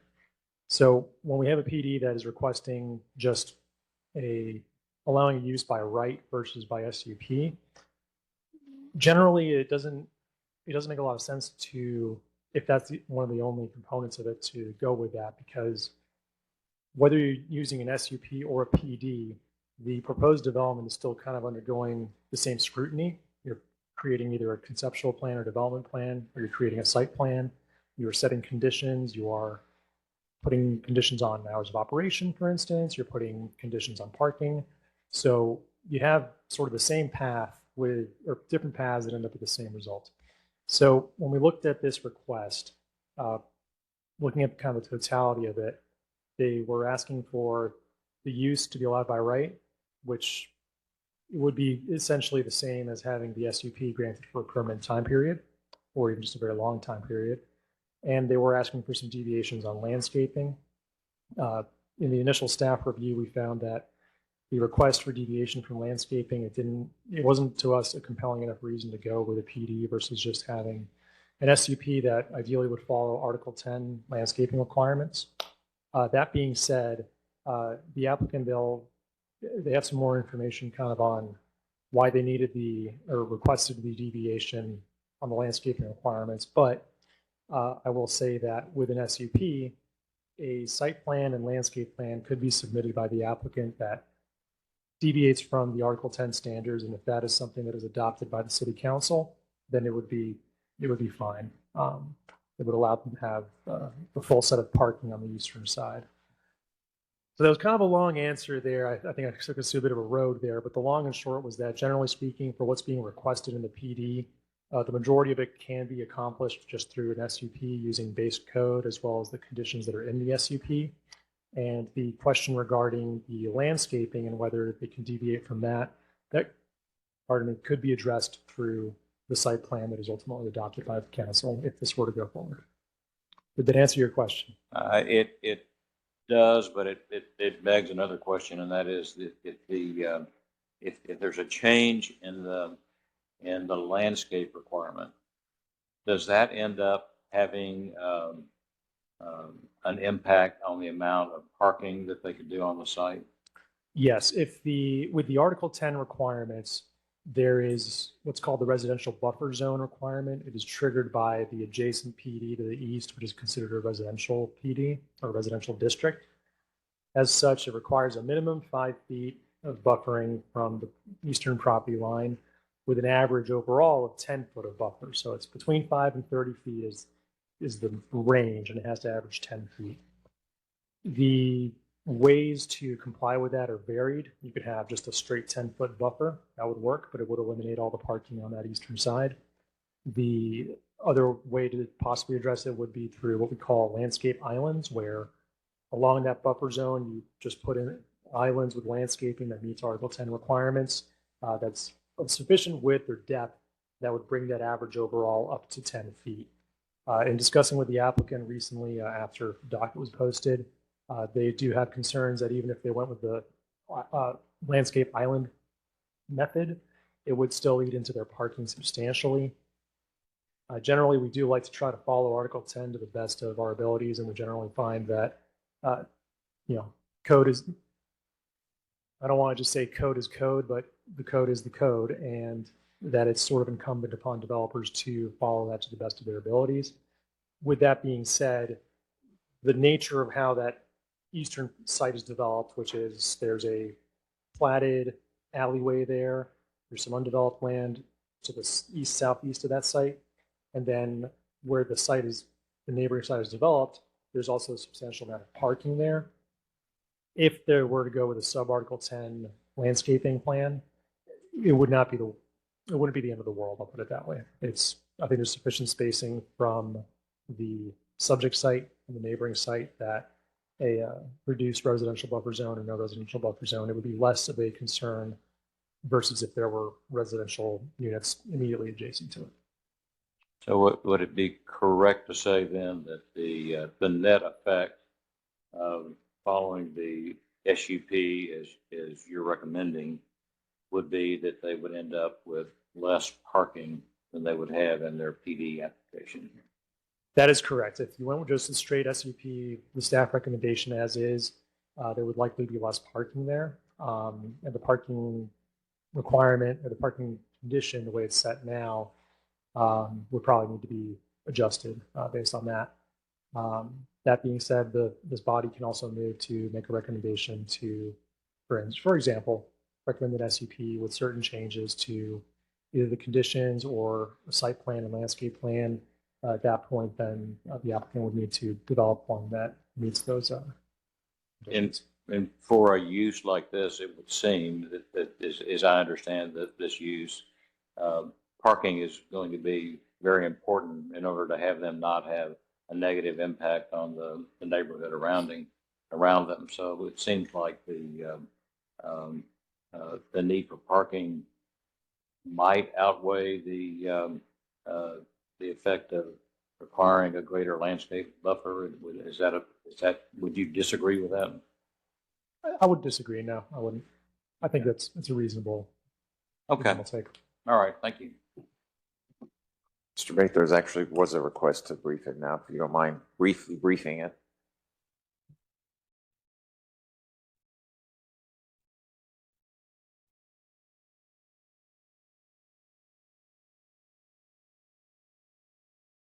Yes, this has been through so many iterations. I think it's worth a briefing. This is case Z234-178. This is going to be a long one, but bear with me. It is an application for a TH3A townhouse district on property zoned in LO1 limited office district with consideration for a specific use permit for a private recreation center, club, or area, and with consideration for a planned development district for LO1 limited office district uses, located on the north line of East Northwest Highway, east of Lock Haven Drive. Located here, far northeastern area of the city. Here's an aerial map showing the site. This is a former, well, not former, it is an office building, but currently unused. This is the zoning. So the subject site is LO1 limited office. There's a small parcel of MF2 to the northeast of the site. There's R7.5A to the north and the west and the southwest with single family. To the south is a PD with a mini warehouse. To the southeast is, southeast is an office building on LO1. And then to the east is the aforementioned PD that is a residential district. It has retirement housing on the northern portion of that lot, and then the southern portion is undeveloped. It is currently zoned LO1, and the area of request, I mentioned that. And so they are requesting a PD with LO1 uses for the private rec center, club, or area. Here we are on East Northwest Highway looking east. So the subject site's to the left here. That's the entrance right now off Northwest Highway. Then looking northeast towards that PD and that undeveloped area. And then looking southeast away from the site. Then looking south, here you see that mini warehouse and that office on the left. Looking southwest. Looking west, now the subject site's finally in view. There's the office building on the right. Looking northwest directly at the site. Looking north, northeast, northwest, and looking north, northeast, northwest. Looking away from the site. And then finally getting to the other side of the site, looking northeast and looking north and northwest. How many photos I took here?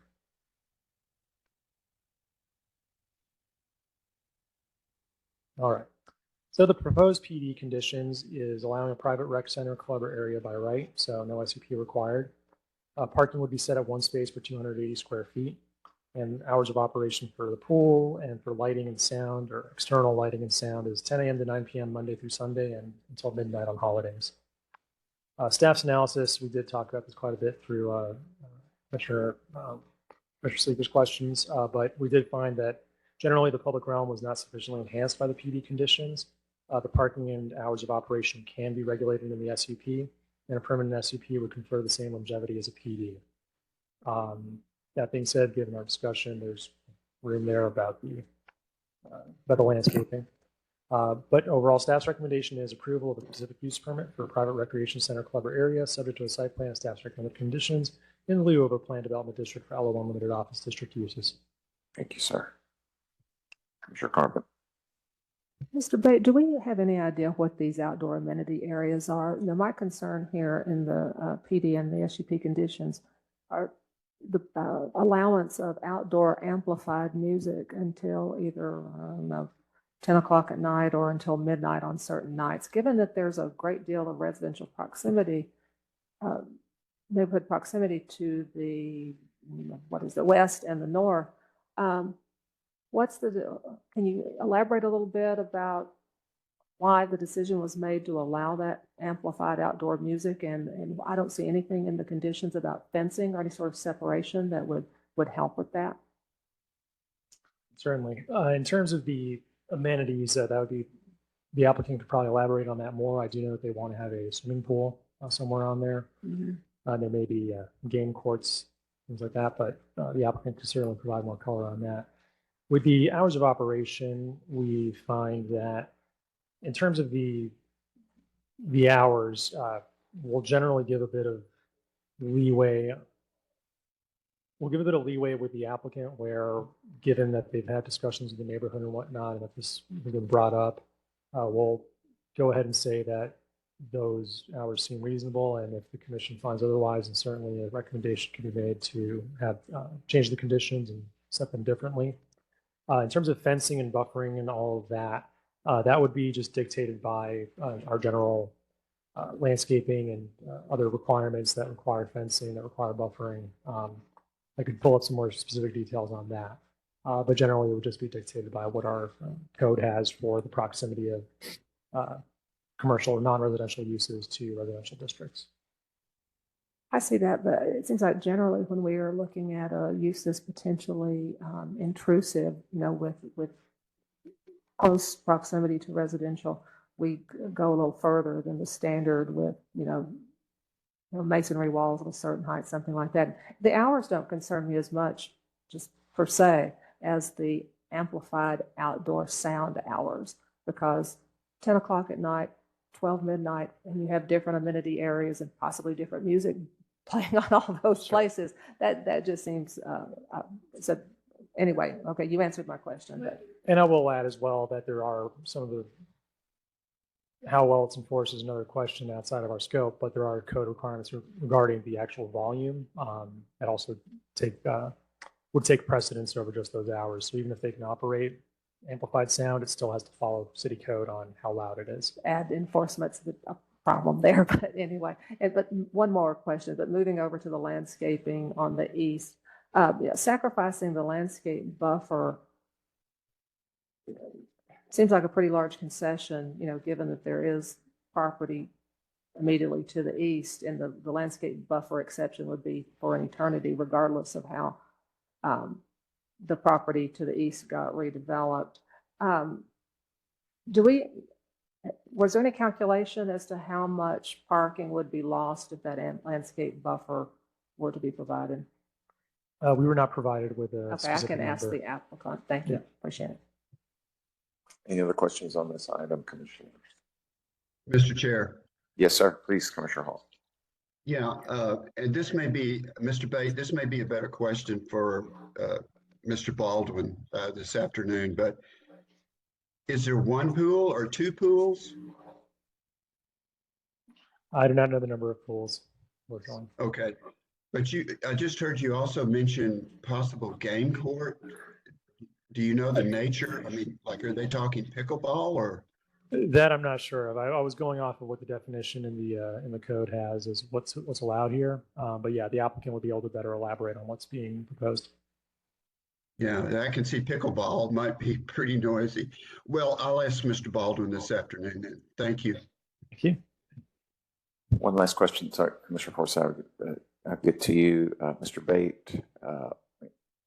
To oversimplify things is probably a question best for the applicant here, but I'll ask you, did you ever see a consideration of maybe flipping the site plan there and having the amenities on the east side of the property instead of the west? That was not shown to us now. Okay, Commissioner Forsyth. I just wanted to confirm that the current building structure, the office building that's on this property is going to be torn down and a new rec center is going to be built, or will it be remodeled to a rec center? My understanding is the office building will remain and it will be remodeled. As a bit of background, the original request here was to redevelop this site with housing.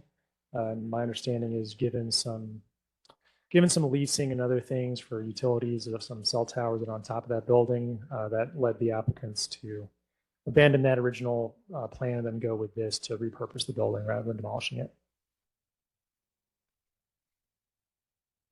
Any other questions, commissioners? Okay, it's 9:56. Let's take a 10-minute break.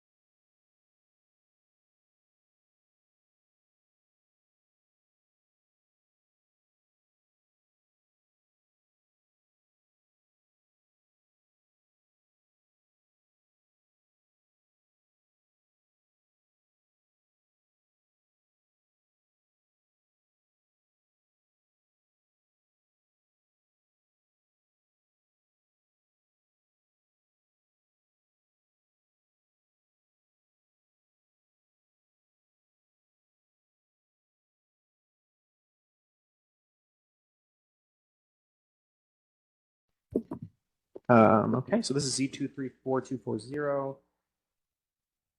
It's an application for a planned development subdistrict for an art or craft production facility use on a property zoned a subdistrict 3 within planned development district number 317.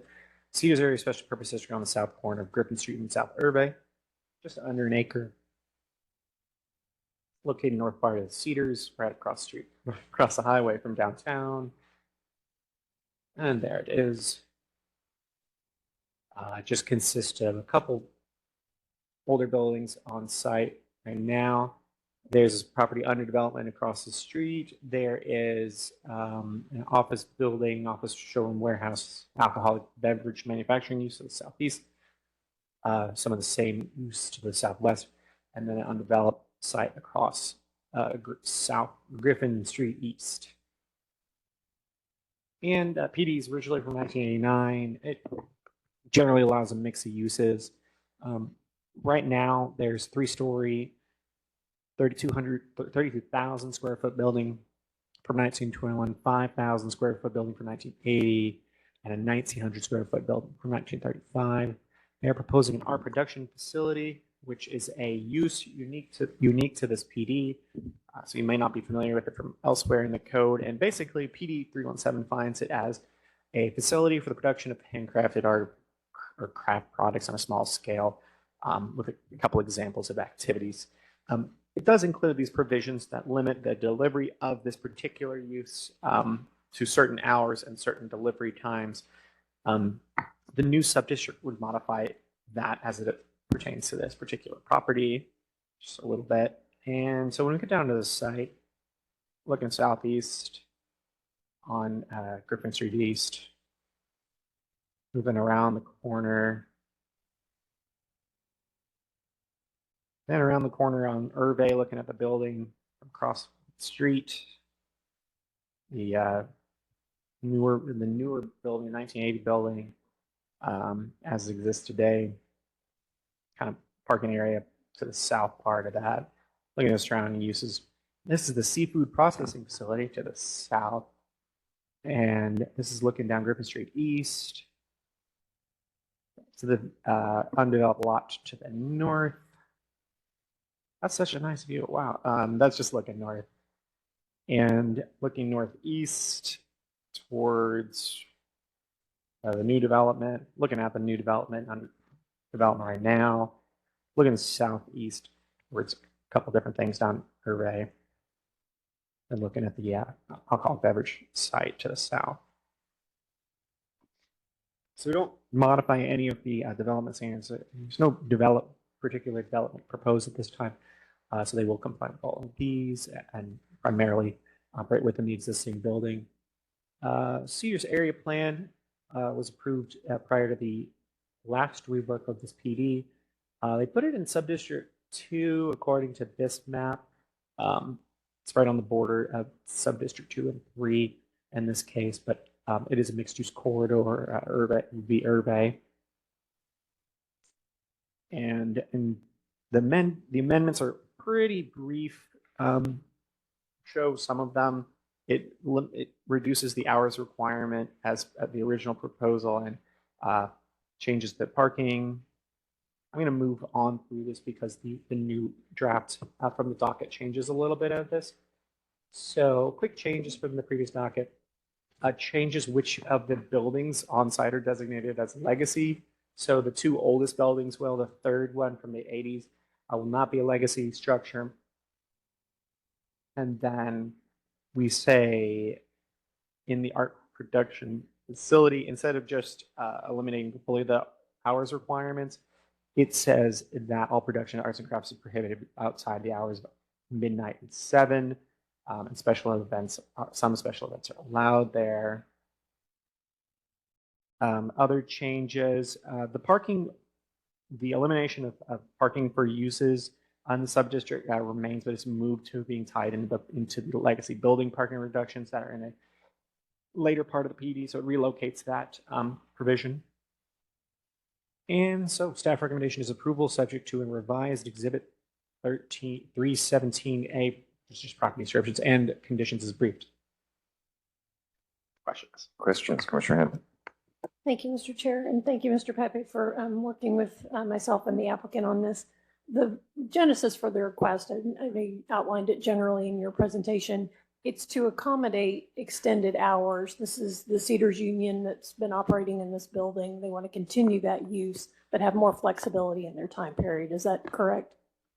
That's accurate, and Okay. it would be necessary based on the existing definition of the use. Okay, and then as originally proposed, it just changed it to 24 hours. This is really just trying to refine it a little bit with the new residential property coming in across the Hervey, just to reflect it's going to have some adjacencies that didn't exist in the original consideration. Is that correct? That's correct. Thank you. And is it correct that your photo showed this? This is the old Bodecker ice cream building. Is that correct? It's one of the remaining buildings in the Cedars, historic buildings. Yeah, I'm partial to it personally. Yeah, it is. Thank you. And it's immediately adjacent to what were the old stables for the Ambassador Hotel that's now, that site's being redeveloped. It's a designated legacy building within the PD. Is that correct? That's correct. Thank you.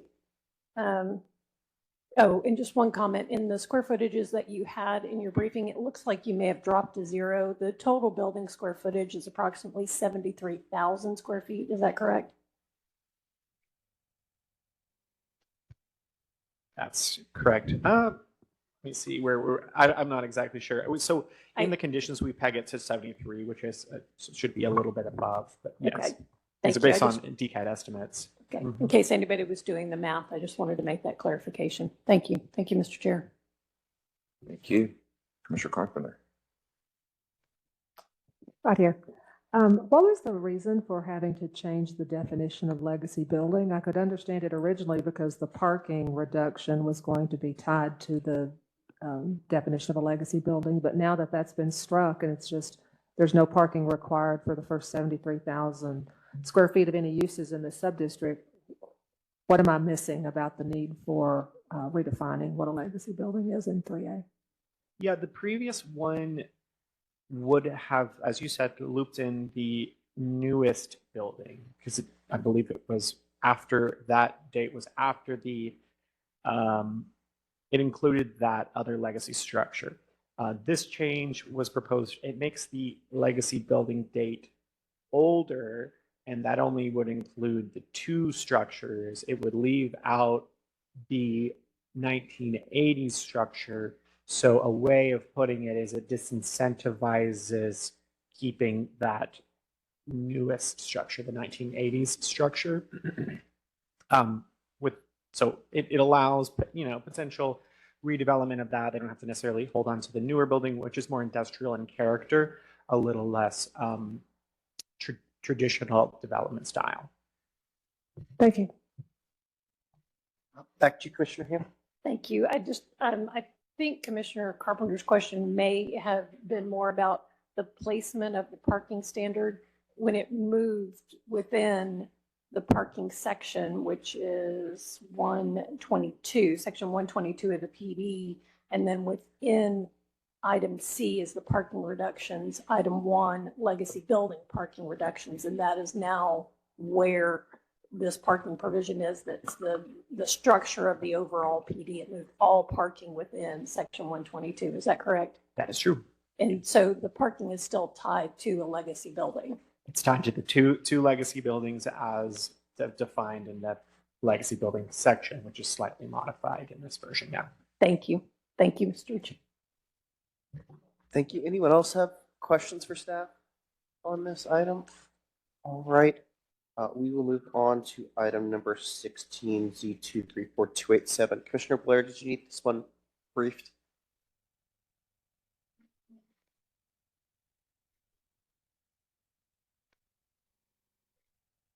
Okay.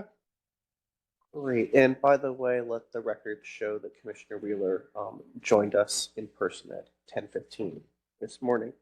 I did have a question about this one, if I could ask. Oh, yeah, Mr. Clinton?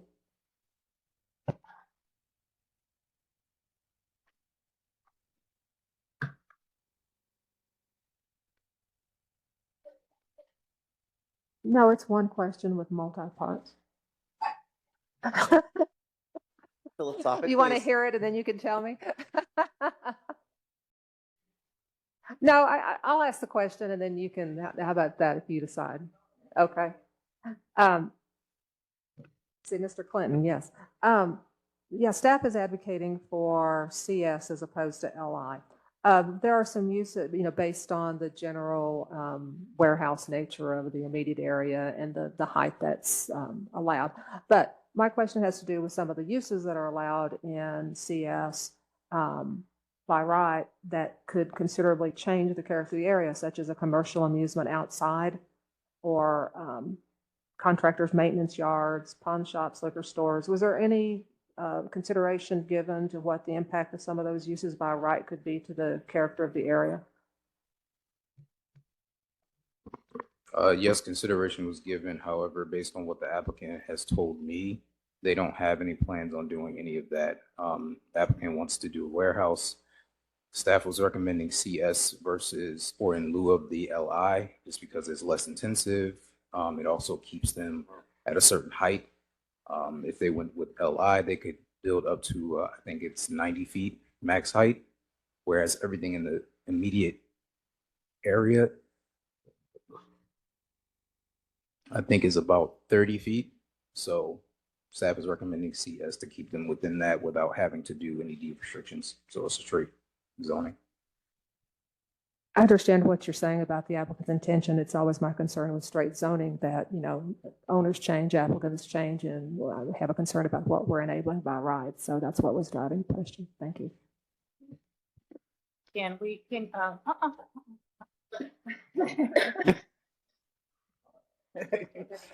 Can you do me a favor, please? And in your presentation, can you please show the commissioners that the site and what that site looks like to better appreciate what you're saying?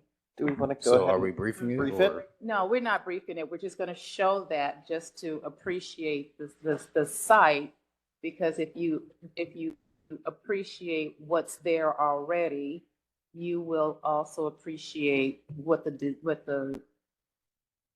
If you just want to pull that up. well, just, just Okay, brief it. let's brief Just it. brief it.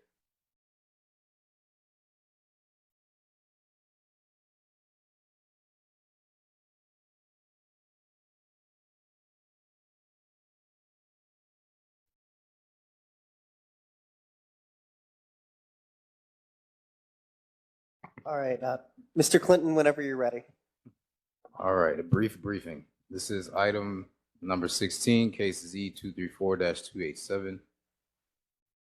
It's an application for an LI, Light Industrial District, with consideration of a CS Commercial Service District on property zone in AA Agricultural District with existing SUP number 890 for a radio, television, or microwave tower on the southwest line of South Central Expressway between Youngblood Road and Lyndon B. Johnson Freeway. Purpose of the request is to rezone the property to allow warehouse use, approximately 7 acres in total size. Quick background. So again, it's currently zoned agricultural, and it's developed with an existing building and driveway. This lot has frontage on South Central Expressway. Again, the purpose of the request is to rezone to LI for warehouse use, where trucks will unload goods for delivery. There have been no zero zoning cases in the last 5 years. This is the location map. This is the aerial map. I believe this is what the commissioner wanted to be shown, but also we can go into the site visit photos, which will show more of this in better detail. Existing zoning map showing the surrounding uses. The site is agricultural. To the north is agricultural, as well as IM with SUP number 2273 and warehouse uses. To the south and east is the city of Hutchins, but the uses look to be industrial as well and some undeveloped land. And then to the west is single family as well as undeveloped. So here are site visit photos. This is the looking west to the site. So as you can see, there's that small building and the driveway. This is looking southwest, so mostly trees. This is looking up, I believe it's South Central. This is looking north. This is looking south. And this is looking east toward the adjacent uses. Brief development standards chart. So again, LI, my apologies, I misspoke. I said 90 feet. They could do 70 feet, 5 stories for the max height. But staff is recommending CS where they would be limited to 45 feet, 3 stories. The front yard setback would be 15 feet. So same as LI. The side and rear yards would be 20 feet adjacent to residential and 0 adjacent to any other uses. So they're actually, again, more restricted if they went with the CS, which is what staff is recommending.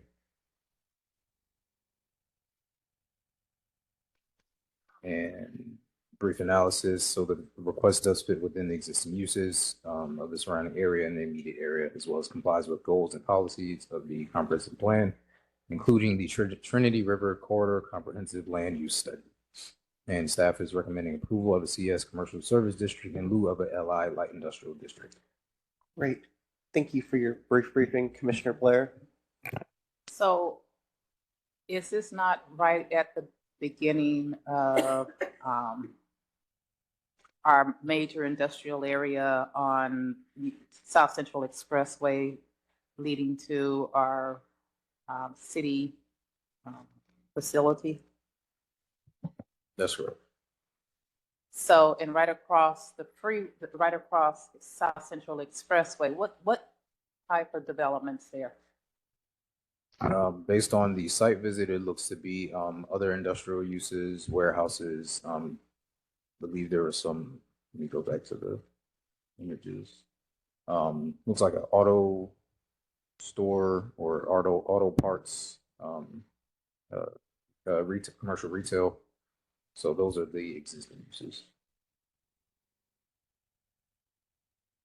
Your mic is off, Commissioner Blair. Oh, you're being quite kind. Isn't that basically an auto dump? Your words, not mine. So, okay, I think I made made the point. Thank you. Thank you. Mr. Carpenter? Has there been an issue in District 8 with commercial amusement outsides on large tracts of land that cause nuisances for some distance?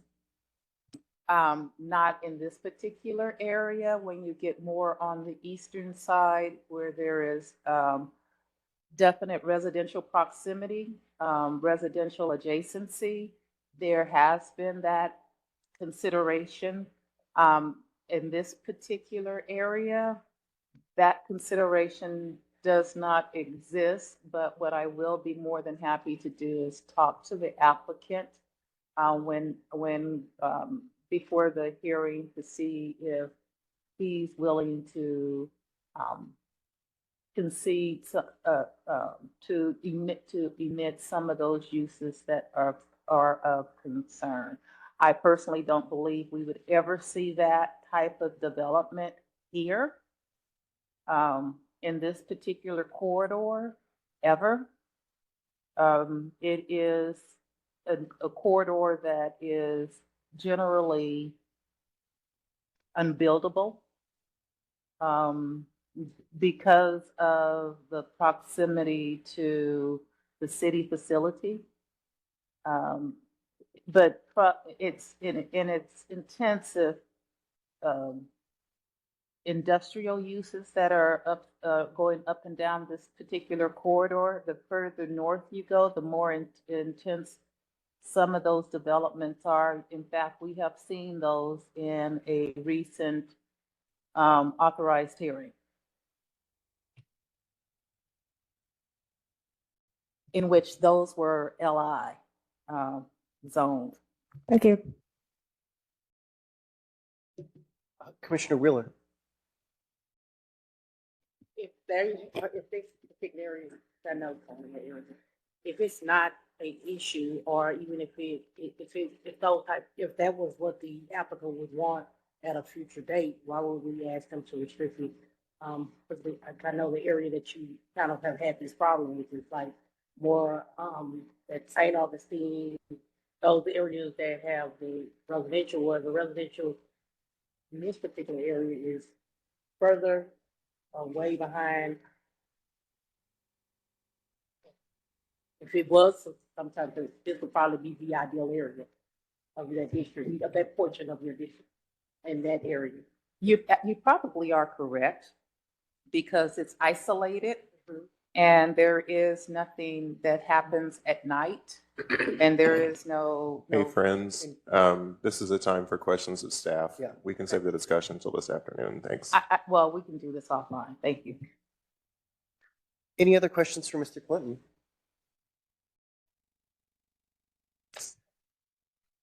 All right, thank you so much, Mr. Clinton. Seeing none, we're on. No more questions. Case 17, Commissioner Wheeler, do you want this one briefed? And I think we may have briefed it last time. It's at the briefing, so we were not opposed, what we were opposed to the 5 years.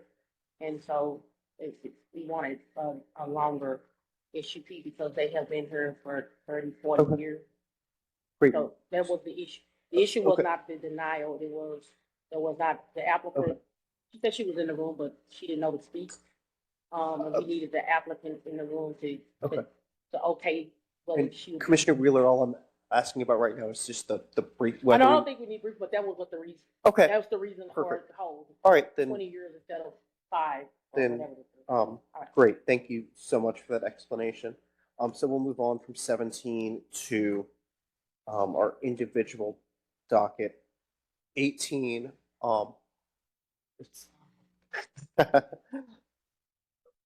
Yeah. This one is going to be held, so I don't think we need a.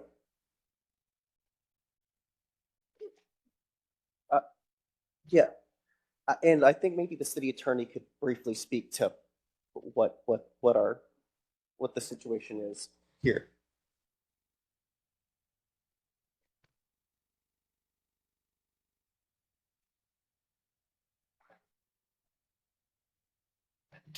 maybe Ms. Morrison can speak to where we are with respect to legal proceedings relating to this case.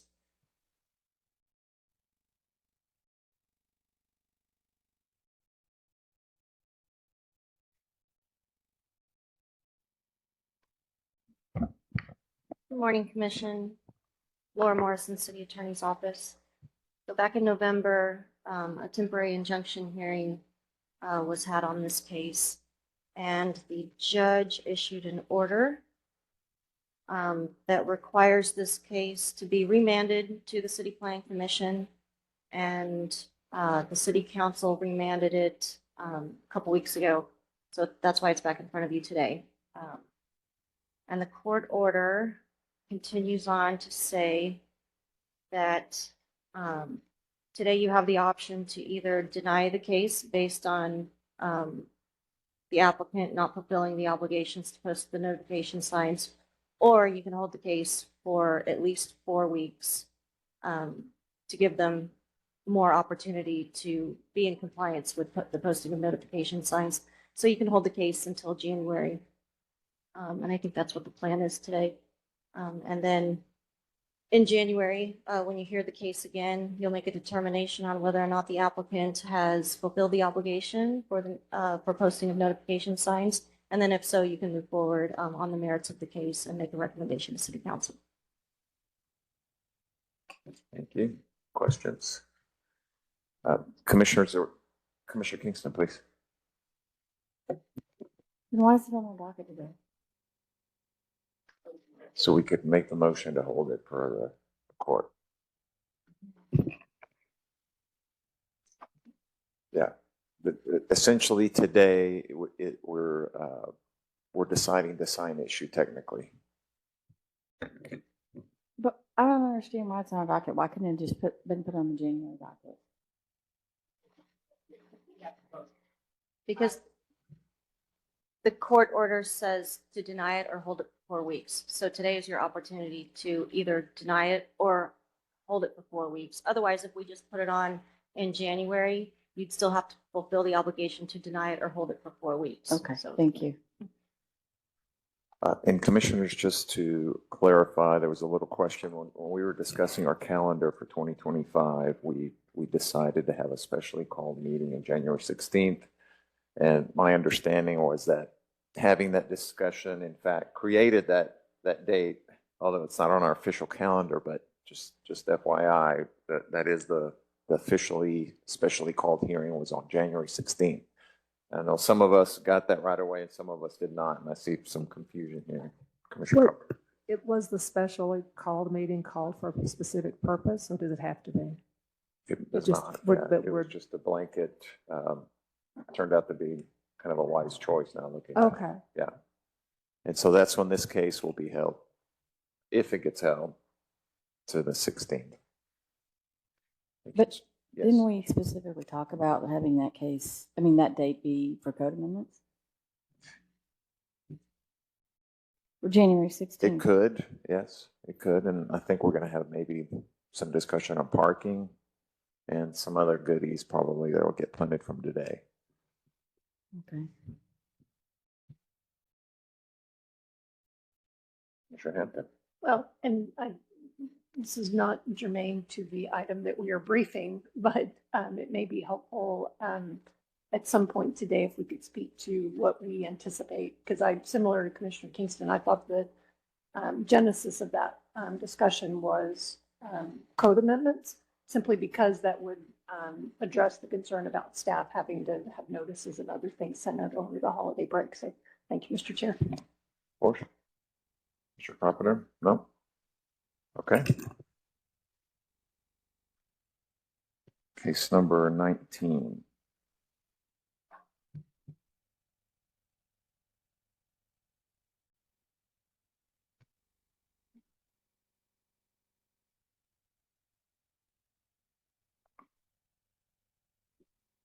Questions on this, commissioners, or a request to brief it? Number 19.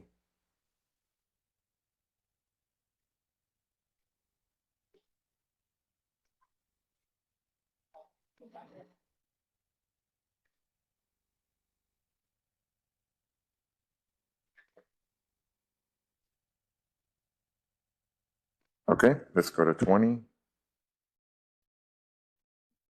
We need to have this one brief, Commissioners. Any requests for briefing or questions on number 20? Okay, let's have a brief.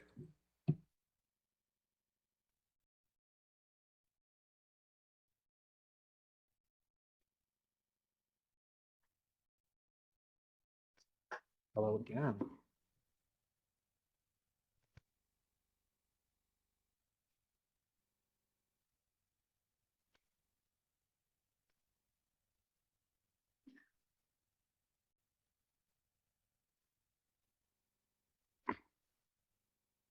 This case is Z223347, and it is located in Northeast Dallas, north of White Rock Lake. And it's an application for a plan development district for specified non-residential and non-residential uses on property zoned and R7.5A single family district on the northeast corner of Northeast Northwest Highway and Arboreal Drive. It's just under an acre in size. Purpose of the request is to allow a remote surface parking facility for a church. Here's a site as it exists today. Northeast of the site, there's single family. East of the site, there's single family. South of the site, there's single family, large lot and detached. And there's a church across Arboreal. It's currently R7.5A. It's undeveloped at this time. They're proposing remote parking. Staff does not find justification for PD or the use without parking study. It's detailed in the report.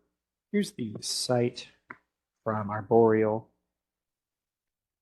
Looking southeast along the site, looking south, north from the trail as it exists today, back through the trail into the alley. Looking right up Arboreal there, looking across the street at the church as it exists today, across the street, looking down Arboreal Drive, I'm standing on Arboreal, I'm looking down the trail towards White Rock Station, looking up the alley, looking down the trail towards White Rock Station, and across Northwest Highway. Here's the development plan as it's proposed. Primarily depicts the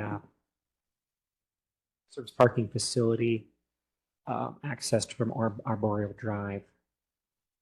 Here's the data table. I included that since it has the proposed parking areas, surface parking areas in totals, purpose covered totals as well.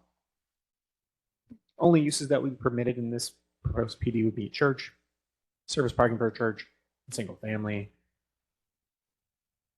Development standards as proposed stay generally the same as R7.5.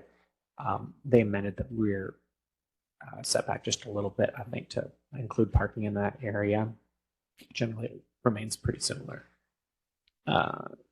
They're working with the applicant. We did recommend some design standards that they did agree to include.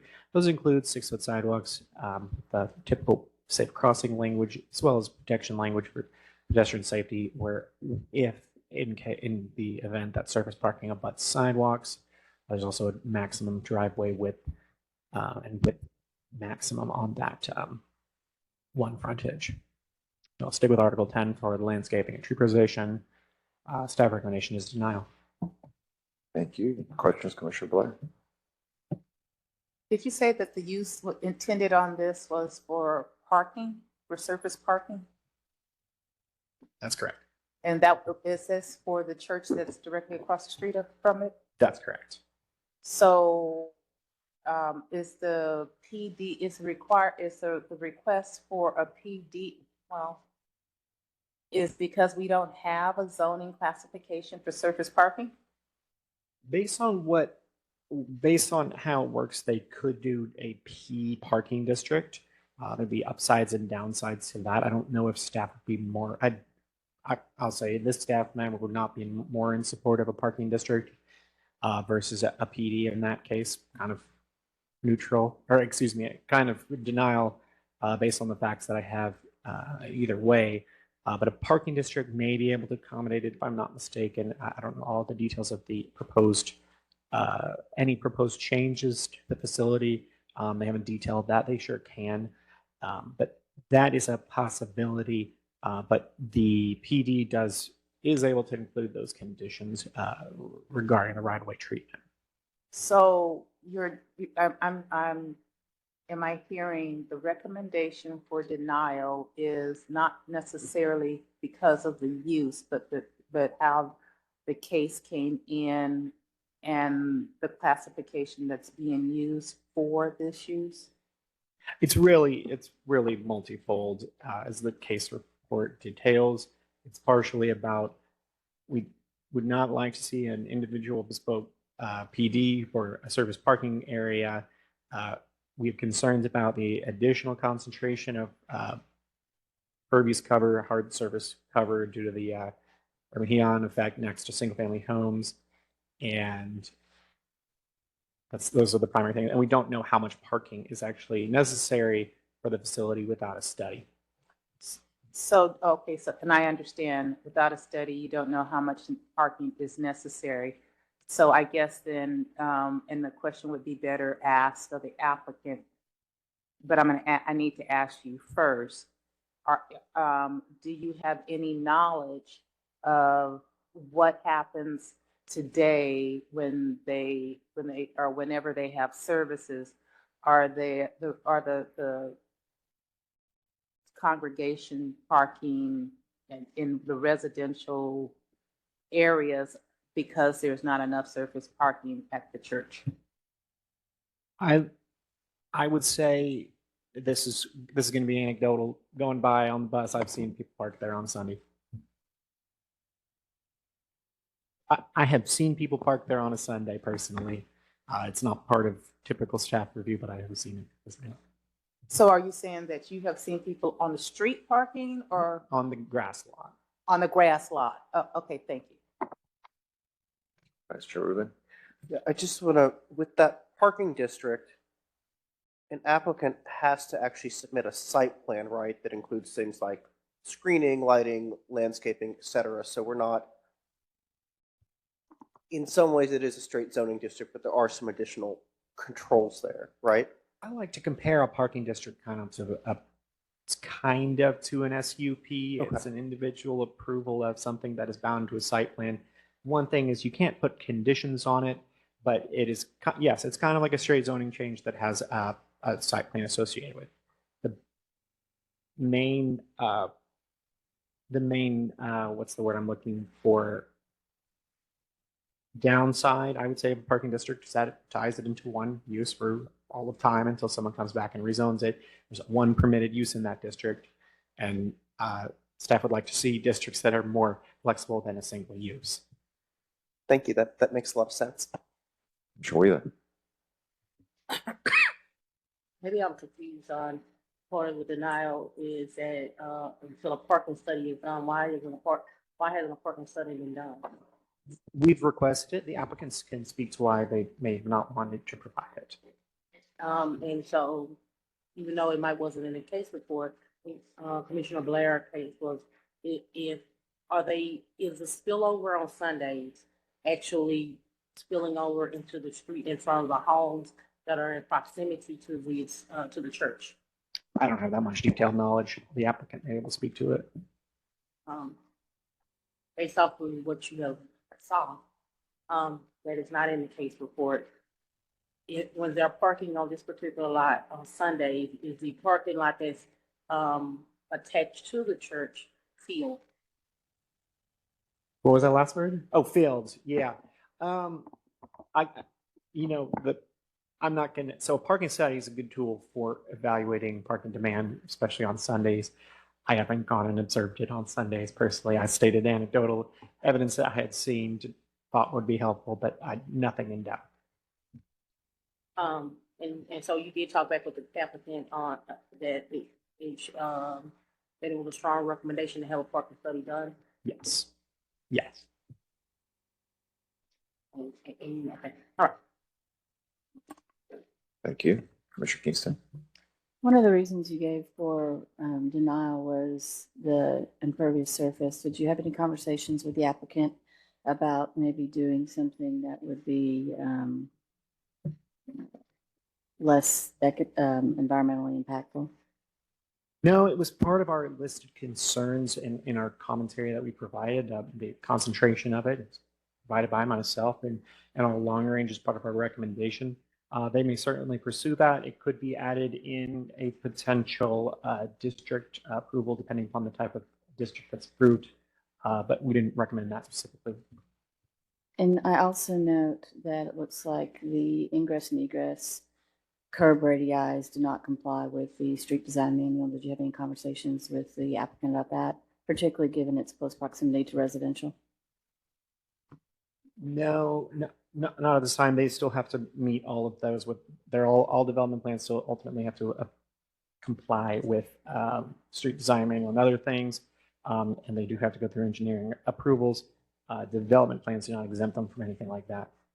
Would it surprise you that those type of details get by staff on a pretty regular basis and get built all around the city on projects that both the city builds and developers build? I won't speak to that since this project isn't built at this time. That's all right. It was mostly rhetorical. Commissioner Sieber.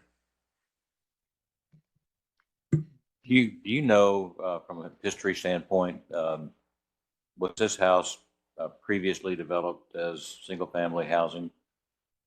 I don't know the history. I would take a little bit of digging, but it's been zoned single family since a long time back. So it's right up on the highway, right? So we've got the house, or excuse me, we've got the house. Then we have this lot. Then we have the Flagpole Hill Trail, which is kind of serves as an alley as well, and then the then Northwest Highway. Okay. So I know you said earlier that you didn't really have a definite answer to this, but obviously the church must feel like they need the parking or they wouldn't be going through this process. And you've seen parking sort of spilling on neighborhood streets there, right? Let me see. So I think that a good way to justify that is with formal study and prove that to commissioning decision makers. I don't know if I observed parking on the street. I observed parking on the lot. Okay, so there's some evidence of parking demand there, whether they're parking on the vacant lot now or parking on the street. It appears that they don't have adequate parking for the church at this time. Is that correct? So when I have seen it on, I probably shouldn't have said what I said, having observed it casually rather than as a member of staff doing inspections. We don't actually do inspections on Sunday. I do move around the city sometimes on Sunday, though. But I didn't observe when parking was occurring on the lot, if it occurred on the if it was full on the main church property or not. But we like to see it and study. Okay, thank you. Mr. Carpenter. Mr. Pepe, what the main reason, or one of the main reasons for the staff's denial recommendation is that there hasn't been a parking study. Now, if there were to be a parking study that the church could demonstrate that they needed the parking, what would be the path forward? Because I'm hearing that staff doesn't really want to see the pavement next to the single family neighborhood. They don't want a single district, zoning district, such as a parking district. So would the solution at that point be a PD? Or is there a path forward for this? Without that data, I wouldn't necessarily know, but I think that it would lend credence to some kind of remedy of adding parking through some kind of rezoning. I don't know what that would be, but what I am saying is that right now we have a proposal in front of us. We don't know the demand or justification. We don't have it formalized.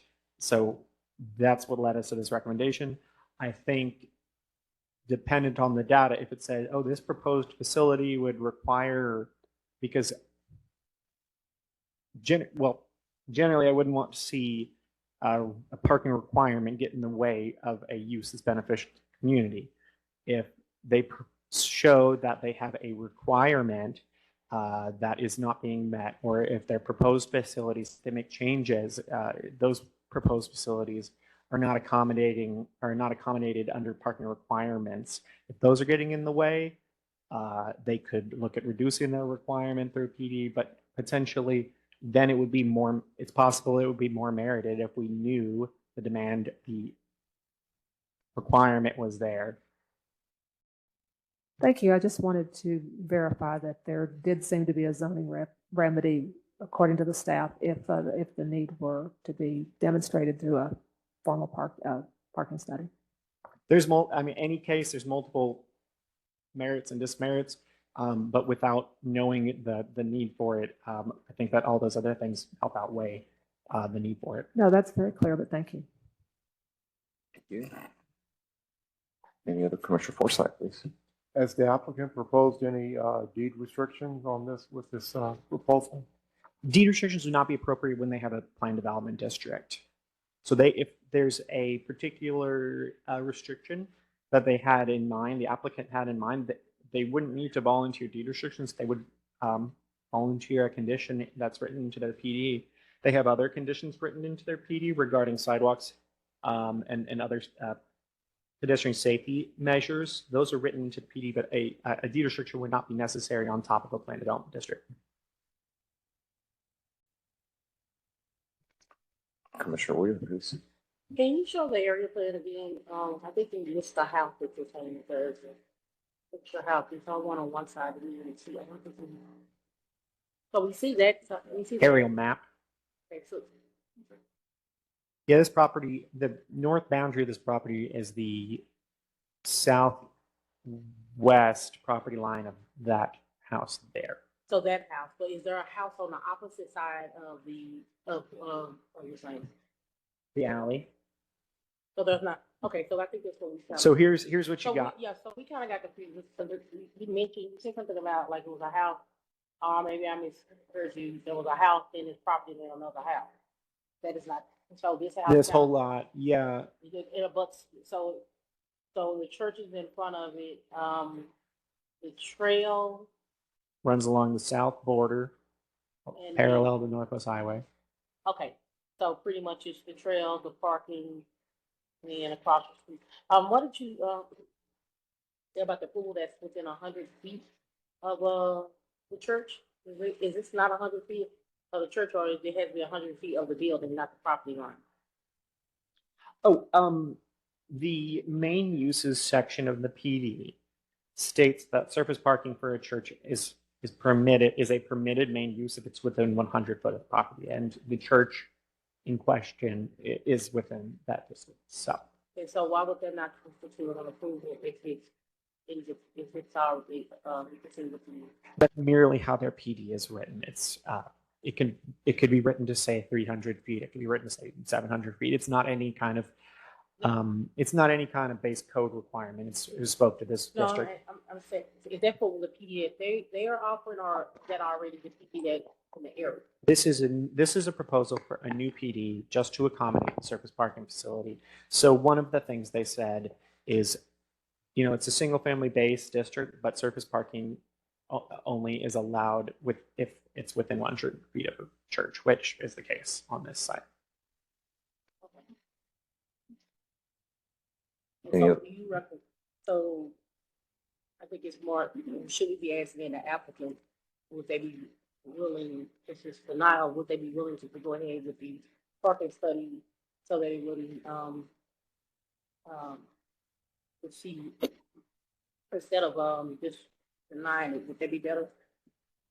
I've made it clear through comments to the applicant that would make staff more capable of making a decision of approval if a parking study was available to us. No, we do know that if they not approved, the church is probably still gonna park on the block. It'll still use the parking. Churches everywhere. Everywhere. If it's an overflow, it's either gonna overflow to the street or it's gonna overflow to a lot that the church owns that is not approved surface. Yeah, I gotcha. That's a matter for code enforcement. Okay. Thank you. Any other questions on this item, commissioners?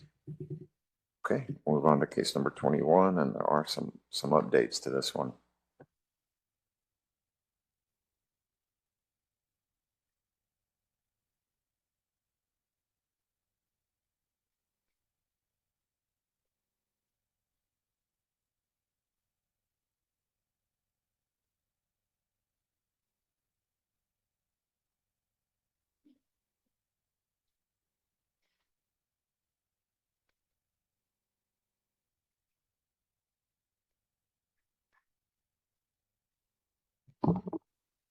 Thank you so much, Commissioners.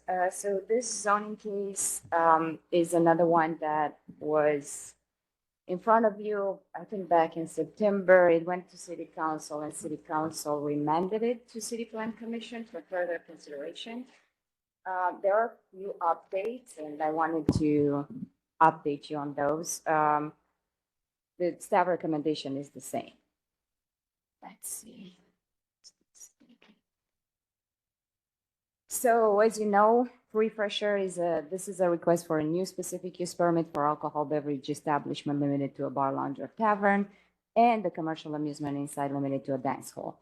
It is zoned, is in downtown, is zoned PD 619. It's sub-districts A, B, and C. B is below level. That's not what triggers the SUP today because the request is not for below level, but for street level and above street level. Those regulations will apply. It has a historic overlay, no changes to the building, and is located on Harwood and Pacific. As I said, it is in downtown. Side-by-side aerial and zoning map is the north corner of the block you see highlighted in blue. Across the street, there's a parking lot, a parking garage, office, a park. To the south, there is a multiple story building with mixed use and a restaurant at the ground floor. And then to the west, there's a theater. So in the staff report, since last time, I beefed up a little bit the background section and I added more information about the previous SUP. This site used to have an SUP. This site, let me go through the bullet points. It's an existing two-story building. Per the DCAD records, it was built a long time ago. And the requested uses would occupy first and second floor. This is the change or the update from last time. Looking into the records and the previous SUP 2029, this SUP was for the same uses. It was identical with this request in front of us today. So the previous SUP was established in 2013. It was renewed 3 times. One of the renewal was denied, but it was actually approved a year later. But this SUP expired in April 2023. We have this new SUP application in front of us today. It was submitted in June 2024. CPC recommended denial in September. City Council remanded the case to CPC in October. The only change, as I said, is a clarification to include both floors because that's what it was in the previous SUP, and that's how the building configuration is. It has like an interior stair and an area where you can look towards the dance floor. So we just wanted to clarify and make sure that the commission and everybody understands they are trying to restore or to go to the previous SUP rights that they had. Just added a few more pictures to show the 2 signs that are on the door. Not much. It's a fully built site, access on 2 streets, park across an office across the street, the garage and the parking lot across on the other side. First floor and second floor, both of them. This is a zoom in. Second floor is also part of the site plan. Keep on saying that's how the SUP was previously. And the dance floor is on the first floor, and then there are bar areas on limited bar areas on both floors. The conditions are the same. The only change is the square footage to reflect both stories. And that's pretty much it. Staff recommendation remains 3-year period subject to a site plan for first and second floor and conditions. Thank you. Questions, Commissioner Kingston? When council remanded this case to us, did they give us any instructions or any reason for the remand? I don't recall. There was a lot of conversation at city council, and I think they were also trying to be sensitive to the applicant's request. They wanted to a little bit more time to offer more information. I don't recall. It was just the intention to discuss it again. And to your knowledge, and I think you said this, there's no change in the application or new evidence, correct? As I said, the change is what staff recommended and the applicant agreed was to show both floors in the SUP because that's how it functions. As to the evidence part, I don't know what to say. The request is, and the change, the question in front of us is the same. Is this a good use of land at this location? To be more specific, there's been no change in the property or the land use. We're basically considering the same application again. Yes. Okay. And to be clear, the applicant can use this site for a restaurant. They don't need an SUP to use it as a restaurant. Yes, that is an allowed use in all previous. So if they're using it as a restaurant, which I understand that they are, they can continue to use that as a restaurant. If they choose to pull a certificate of occupancy and retrofit it into a restaurant, yes, they can. It's a use that's allowed. Okay. And if they have an office on site, they can use it as an office. Yes. So the only thing they need an SUP for is for the dance hall, bar tavern, and commercial amusement inside. It's those two uses. There are other uses in the district that require SUP, but what they want is a club with is a dance hall with alcohol sales, and both those require an SUP. Correct. All right. And I believe I saw that you circulated yesterday updated statistics from Dallas Police Department. Yes, they're not updated, and I will clarify that. I had a conversation with the chair yesterday. He requested if we have those to circulate. It is our normal practice when we're talking about a new specific use permit for certain type of uses to not look at crime stats, because if the site was not, it's a new SUP, we assume that it doesn't operate.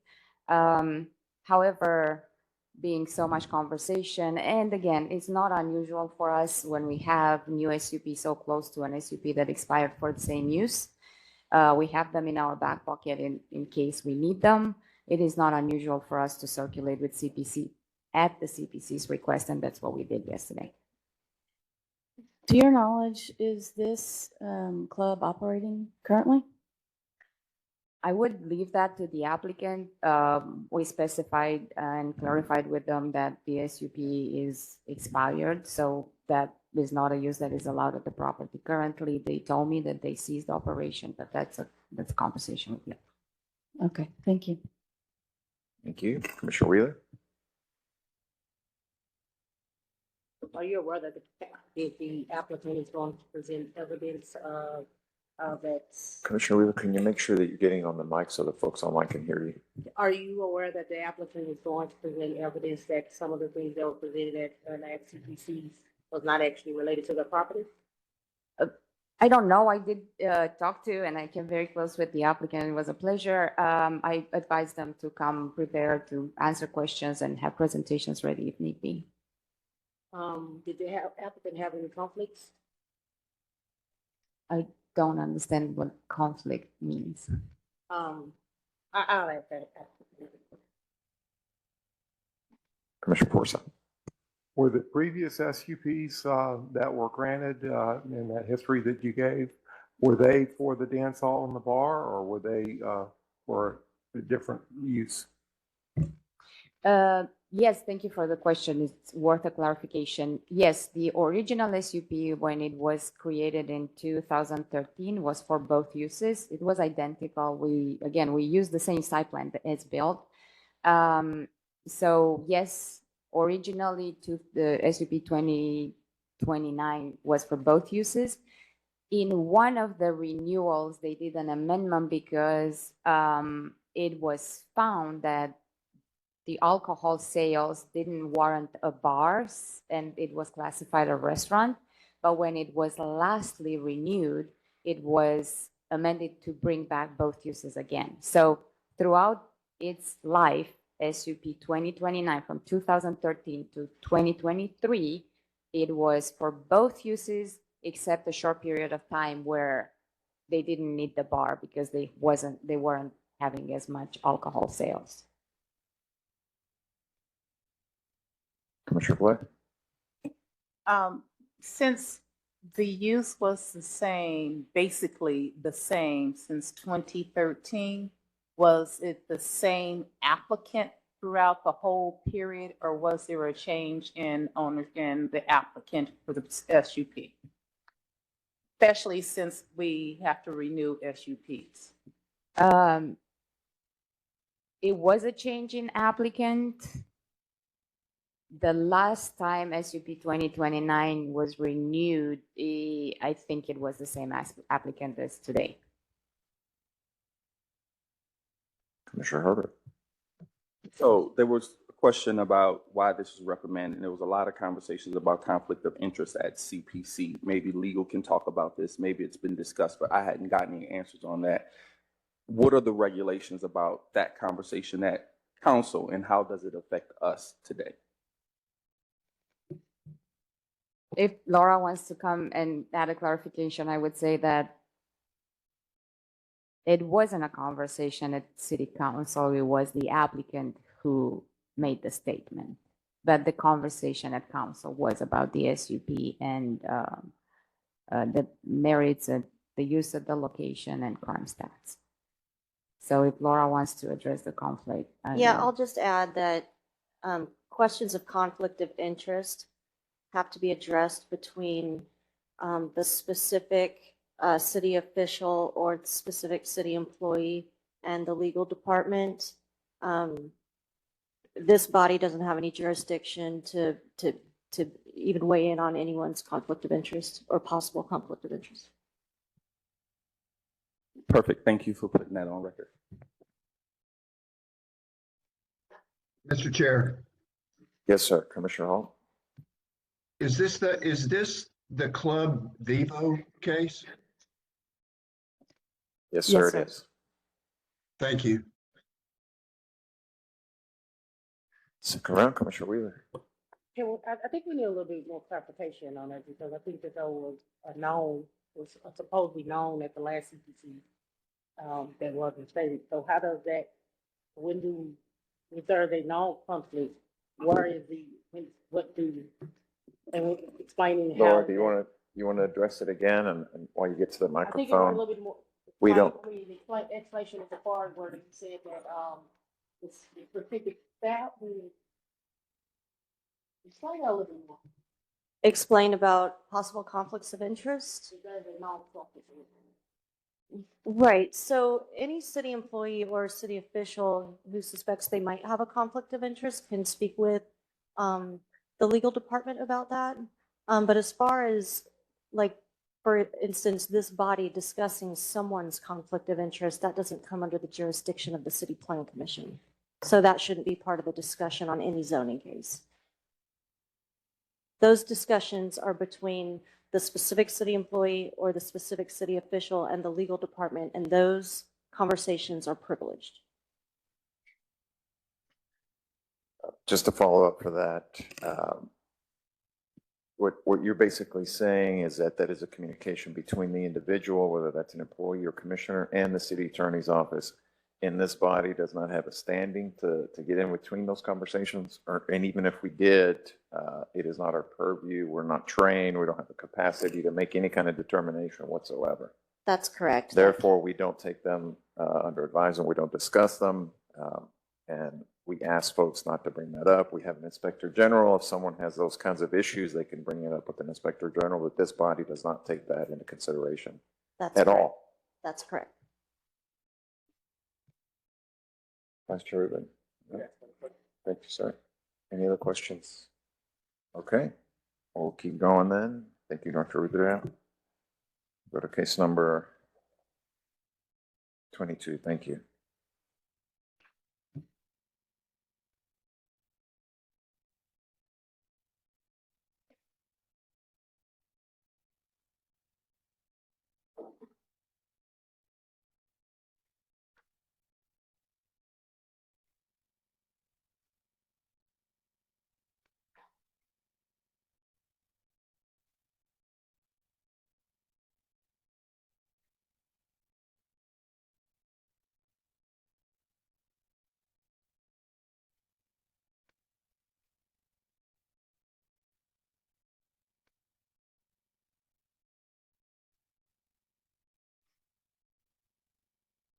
One moment.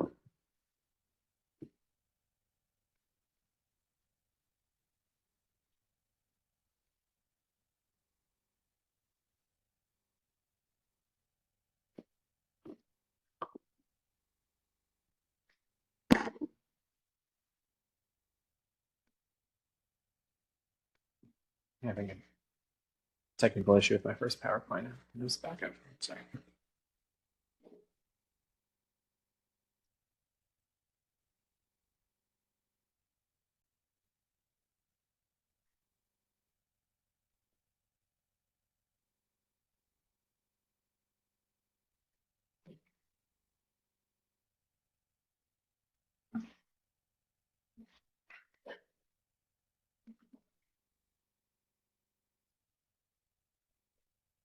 I also can't do this sitting thing. I need to stand up and do this last one.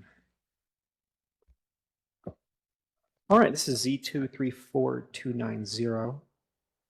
And it's an application 1 for an amendment to plan development subdistrict number 145 within plan development district number 193, Oaklawn Special Purpose District, and 2, a specific use permit for a bank or savings and loan office drive-in window service on the north corner of Maple Avenue and Amelia Avenue. It's 21,000 square feet roughly. And this is located on Maple off of outside of Oaklawn, just outside of, well, it's in Oaklawn, I guess. And here it is on the north corner, undeveloped at this time as it exists today. So there's some duplexes in the northeast. There's a general merchandise food store to the southeast across Amelia. There's another merch store to the south. To the west across Maple, there's a commercial parking lot, a garage, and to the northwest, there's a multiple family use. Right now, it's undeveloped. There is an existing PDS. A PDS is a subdistrict within PD 193 that basically acts kind of like a PD within a PD, just to put it all out there again. So PDS 145 defaults to the GR General Retail Subdistrict. It's a unique subdistrict to PD 193. With functions similarly to it, though it took out the motor vehicle related uses being a specific use category within PD 193. In order to develop that bank or savings office with a drive-through window, they're requesting to, 1, amend that PDS and also an SUP, as that's necessary to do drive-through window for a bank and GR, General Retail Subdistrict. That bank, again, is permitted by right, but it does require an SUP when it includes a drive-in window. It's based on PD 193 broadly. We recommend a couple alternative conditions to enhance the public realm. We'll try and detail those.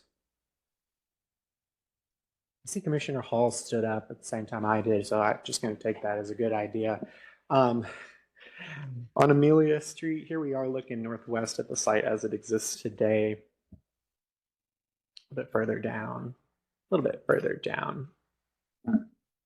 And then that's really the intersection of Maple and Amelia. Looking across Maple, so the commercial parking lots are associated with the medical district. And you see the hospital there. This is looking south down Maple, south, across at the merchandise or food store, looking across at the other merchandise food store across Amelia. Looking northeast up Amelia towards the more residential portion of this area.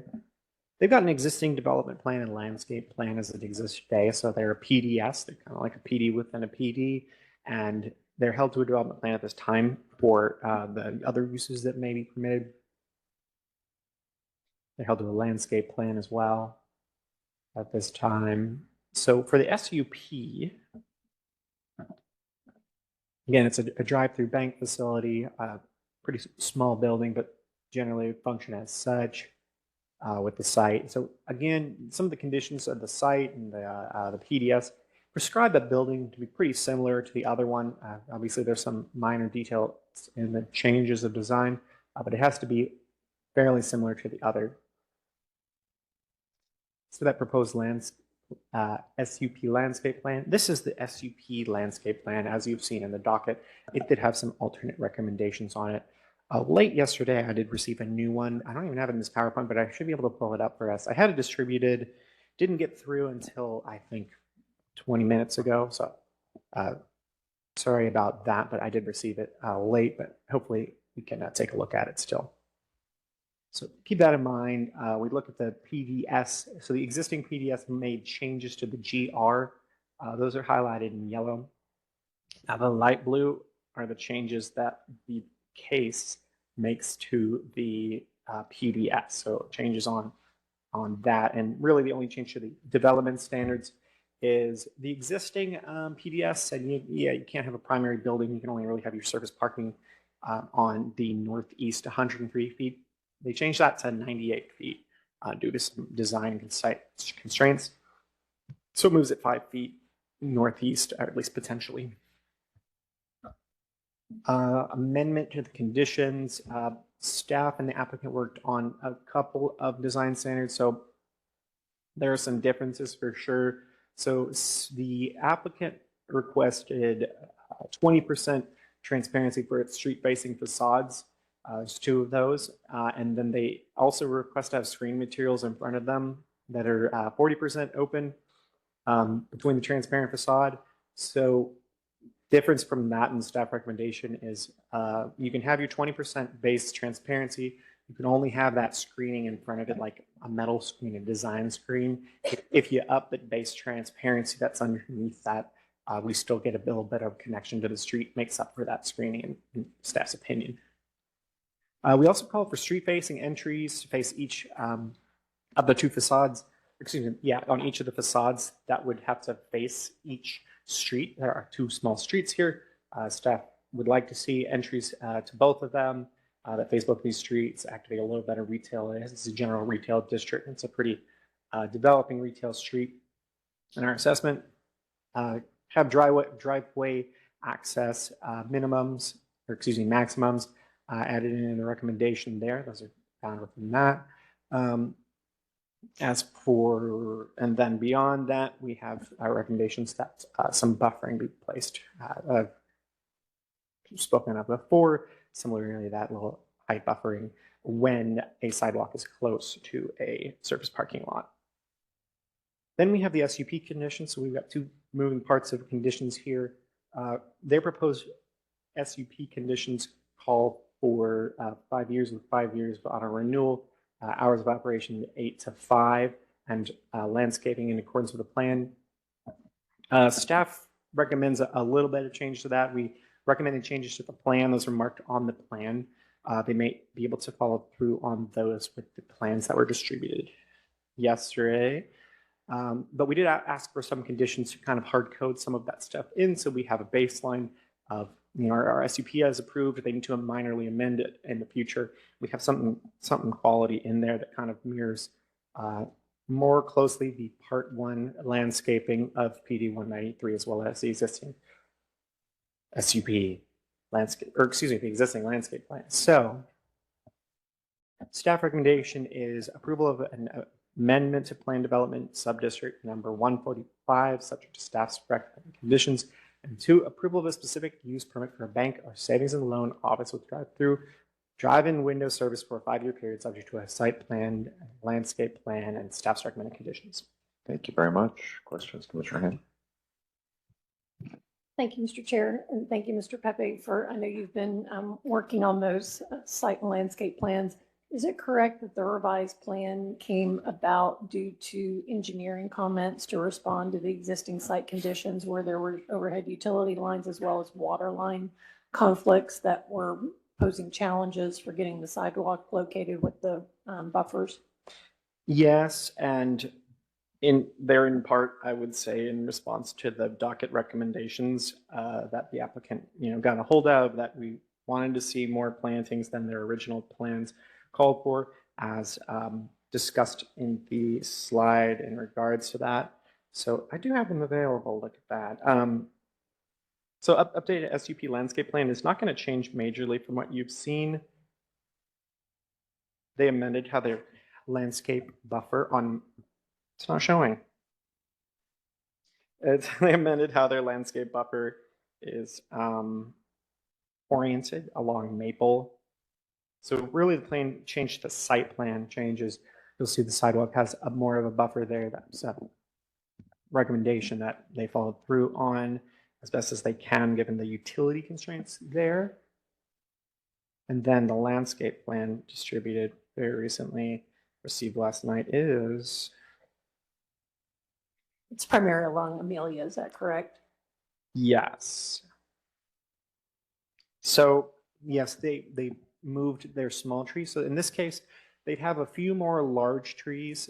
They'd have 3 large trees along this frontage, rather than small trees in the planted in the landscape buffer due to conflict with utility. But in this case, they'd have large tree, the 3 large trees, including the preservation of an existing large tree. So staff sees that as a benefit for sure.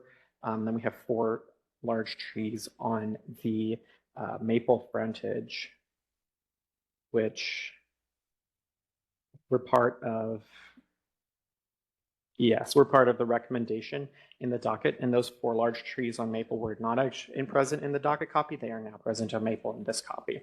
And is it correct that the SUP conditions need to be amended for Amelia to indicate the 3 large trees and the base was 8 smaller again as they were working through the site utility conflicts? I would recommend that, yes. Thank you. 2 follow-up questions. This is located in PD 193, as you had mentioned. The staff report didn't include it, but it is part of the Oaklawn plan. And is Maple a designated retail street within the Oaklawn plan, within the PD conditions? I'm not aware. Well, I think I can speak to it is. We've had a number of cases on Maple. And is that really just, and I think it speaks to the design standards that staff is recommending to be included that highlight pedestrian improvements, no parking in the front yard setback, essentially addressing the public realm with development. Yes, certainly. They wanted to activate, saw that as a priority to activate that street frontage Maple as it further develops. And are you aware that there's an ongoing safety study along the length of Maple Avenue that's an initiative within the Oaklawn community? Definitely aware. Thank you. And final question, just really more for the commissioner. Are you aware that the applicant has been in contact with the Oaklawn committee? And while we don't have a recommendation, that they are aware of the request? Is that anything that's come through to you? No, but I'm happy to hear it. Okay, thank you. Thank you, Mr. Chair. Thank you. Commissioner Kingston. Along the same lines as what Commissioner Hampton asked, are you aware that Maple Avenue has been designated one of the most dangerous roads in the city for pedestrians and vehicular occupants and is at the top of the list for the Vision Zero action plan? Very much so. Yeah. And do you believe that putting a drive-through along Maple Avenue is going to improve that condition? Our engineering department didn't find issue with the nature of a drive-through bank being added at this site. I won't speak for our traffic department, but I think they saw it as a pretty low traffic addition. What we do have is sidewalk standards that help make that better. We also have driveway standards that make that better. Did you consult with the traffic department, the transportation department on this project? We did. Who? David Navarez. Anyone else? He is our primary point of contact for engineering and transportation issues. Okay. Thanks. Commissioner Carpenter. Mr. Pepe, what was the reason for the hour limitations being 8 to 5, Monday through Friday? Was that what the applicant Those are the submitted? applicants. Yeah, that's the applicant's original request, 8 to 5. Okay, would that, I mean, this is drive-through, I'm assuming with drive-through ATM. Those hours don't apply to the drive-through ATM? That is a good question in terms of implementation. I imagine they do not, rather they only apply to building operations because your SUP is tied to your certificate of occupancy. So the conditions are enforced on that grounds. I'd imagine that a machine is a slightly different story. All right, another question. I'm not quite sure what is being asked for with the 40% open screening the difference between the applicant and staff is the applicant wants this 40% open screening with 20% transparency, and staff wants it with 50. What exactly are they talking about? Screening materials that are more than 40% open are permitted between the transparent surface and the street. Is this some sort of metal screen that's over glass, or is it something that's detached from the building? I'm not getting what we're approving. Good question. We're viewing it and kind of reviewing it like you would a fence. Think of it like fence screening. We have pretty clear interpretation of what a certain degree of openness is.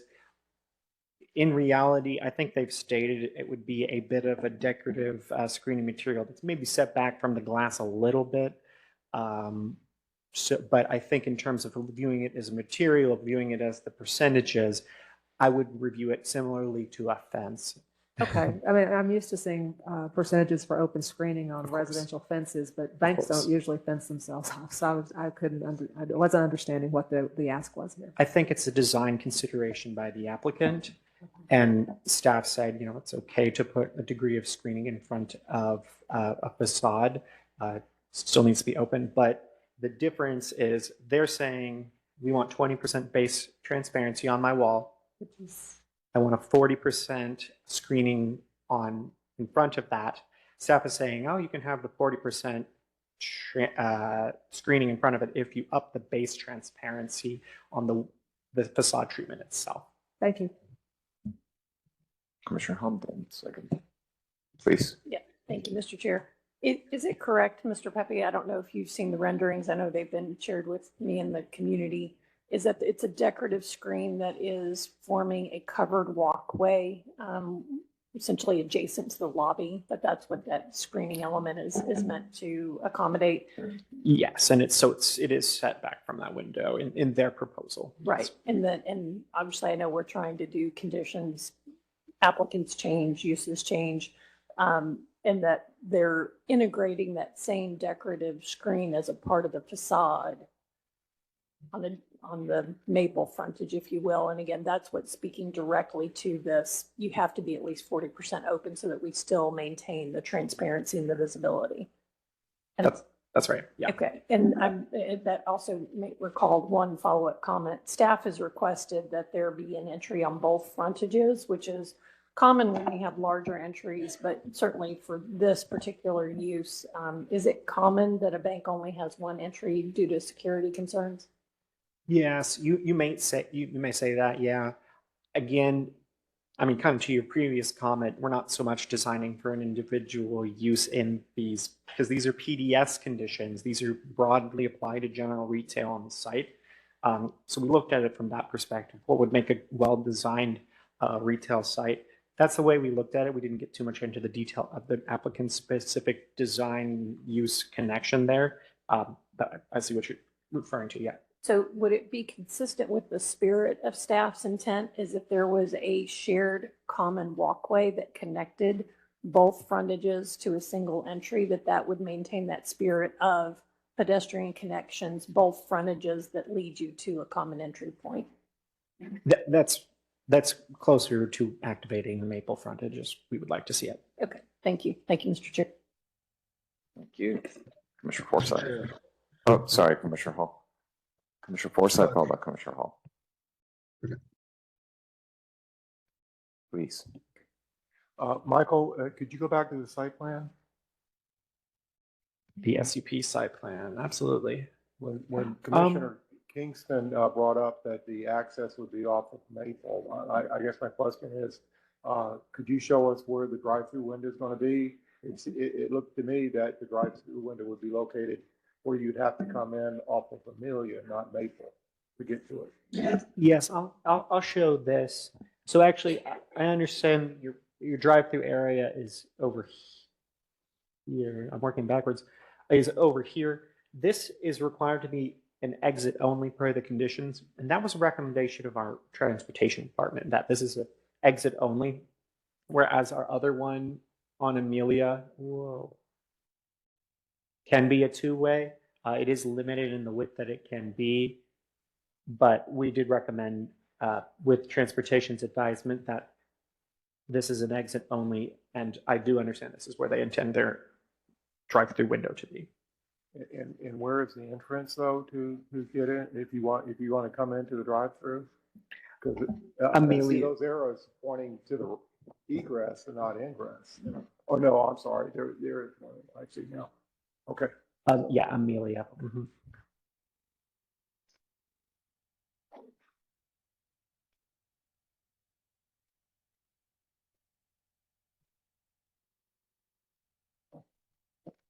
Commissioner Hall?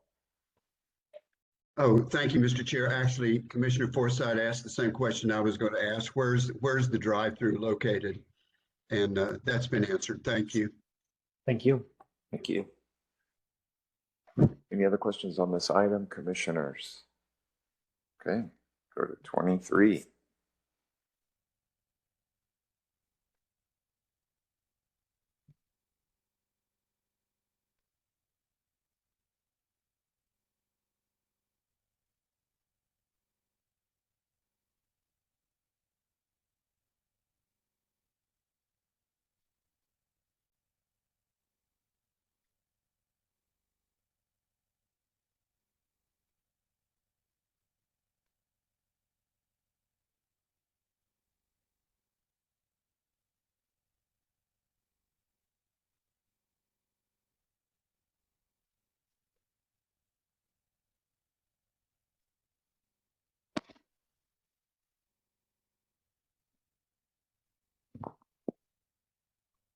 All right, this is item number 23, case Z 234-296. It's an application for a specific use permit for a community service center on property zone in R5A, single family subdistrict within Plan Development District number 595, South Dallas Fair Park Special Purpose District on the southwest line of Carter Street between Wahoo Street and Spring Avenue. It's a proposal for a new SUP for a community service center. The request is to establish the community service center on site within using the existing building, approximately 37,400 square feet in total size. Again, currently zoned PD 595 with R5A subdistrict. The lot has an existing building that was used as a church, as well as existing parking and some undeveloped land. The applicant is requesting a 10-year period with eligibility for auto renewal for the SUP. There have been 0 zoning cases in the last 5 years. Here's our location map. This is the aerial map. So as you can see, it sits between Wahoo Street, Carter Street, and Spring Avenue. Here's the zoning map showing the surrounding uses and existing zoning districts. So again, the site is PD 595, used as an existing church. To the north, we have PD 595 with multifamily and duplex uses, as well as some undeveloped land and church. To the south is PD 813, JJ Craft Park and the Rec Center, I believe. To the east is also PD 595 with multifamily and single family uses, as well as the Julia C. Frazier Elementary School. And to the west, again, PD 595 with single family uses. So here we have site visit photos. This is on property looking southwest. This is at the intersection of Spring and Carter. So here we're looking southeast. Here we're on Spring Ave looking northwest. Here we're looking southeast. This is on the corners of Wahoo and Spring, looking northeast. Same block looking northeast. Same block looking in the opposite direction. Back down to the corner of Wahoo and Carter. This is on site on Wahoo Street. Again, on Wahoo Street, looking towards the site. This is on Wahoo Street, looking to the adjacent uses. This is on Carter Street, looking to the east. On Carter Street, looking to the west. Here is the applicant's proposed site plan. and this is a quick enlargement. So that existing church or the existing building that will be used for the community service center is in the northeastern corner of the property. Quick analysis. So staff finds that the use is appropriate in the immediate area, as well as the land use. There is land use compatibility. This applicant in this project has the opportunity to somewhat create a gold standard for retrofit and reuse of existing building. So staff would like to see some design standards, sustainability, green methods, as well as landscaping written into the SUP conditions. Another thing, landscaping. So this project or this case will have to abide by Article 10, as well as there are residential buffer zone and street buffer zone requirements that the project has to meet. And staff is recommending approval for a 10-year period subject to a site plan and staff's recommended conditions. Thank you, sir. Questions, Commissioner Rita? I know that this applicant is applying for a new SUP, but are you aware that the applicant is already being,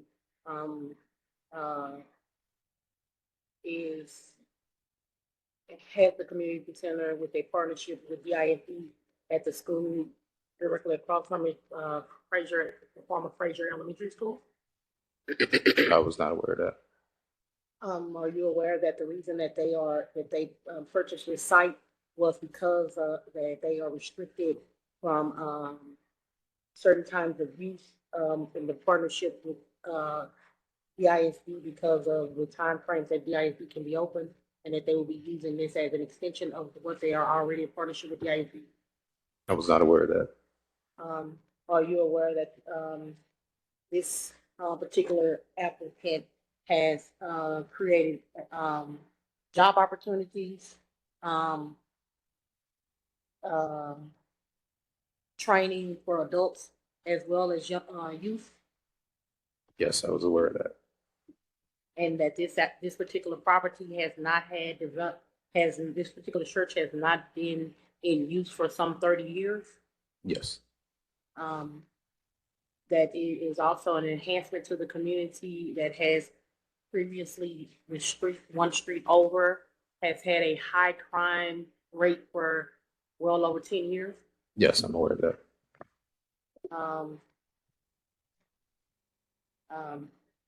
Is there a consideration for a longer period because since that they are already in operation within the DISD building, and there is a possibility that the DISD building might become for sale soon?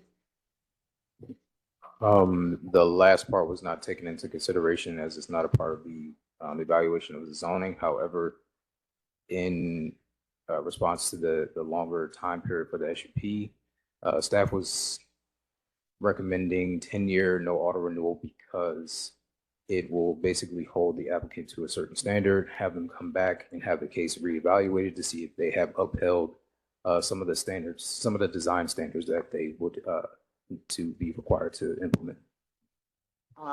So are you aware that the community, this project, this applicant and this community center is not, it is a new for the site, but it is not new for the community, and the community is heavily involved with the day-to-day operations with this applicant? Yes, that's And they correct. would not be opposed to a automatic renewal? Are you asking if staff would be opposed? Did staff know that the community would not be opposed to automatic renewal because essentially, even though it's a new site, it is not a new community center. I mean, it's not a community business pretty much. Yeah, staff was not aware of the community involvement in terms of what you just presented. However, again, we're recommending the 10-year no auto renewal so that they would have to come back so that the case can be evaluated again to, again, keep them held to those standards for design and landscaping and things like that. Okay, thank you. Commissioner Carpenter. Mr. Clinton, would you go back to the page where you were stating that staff was looking for, yes, here. Applicant has opportunity to do a gold standard retrofit, design standard, sustainability, landscaping could be written into SUP conditions. I'm not seeing anything like that in the SUP conditions. So Where is staff standing on that? The staff didn't, I don't see boxes or anything like that. Were there discussions with the applicant? Yes, so under the landscaping conditions for the proposed SUP conditions, staff has a box that there will be a requirement for the street buffer zone. Okay. So there is a requirement that the street buffer zone has to plant one large tree per 40 feet. But given the examination of the site, the overhead power lines and the underground utilities do not allow for that. So we are recommending that they do 2 small trees in lieu of the 1 small tree requirement to still meet that street buffer zone requirement. Okay, I see that for the landscaping, but I don't see design standards or anything about sustainability green methods. What were the staff's thoughts there or recommendations there? So we weren't able to put too many into the SUP conditions. However, this is something that we wanted to discuss with the applicant to have them basically consider it in terms of green reuse, sustainability, because they are going to be using an existing building. So, for example, solar panels, heating and cooling, updated heating and cooling systems, reuse of the natural material that is already on site, things of that nature. Okay, so are these standards that the staff is looking at going forward anytime we're doing an adaptive reuse of a building? Yes. Okay. Just general question, do we know what kinds of, community service center is a fairly broad category. Do we know what the programming intentions are here? I think that's best suited for the applicant. Thank you. Commissioner Wheeler, come around.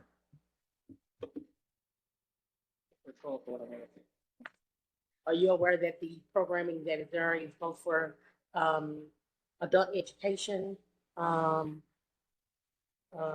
economical for businesses, small businesses to have a place to learn more about economic development, how to obtain loans and grants for their businesses, education for teenagers who might not be going to college, to go for trades and entrepreneurship?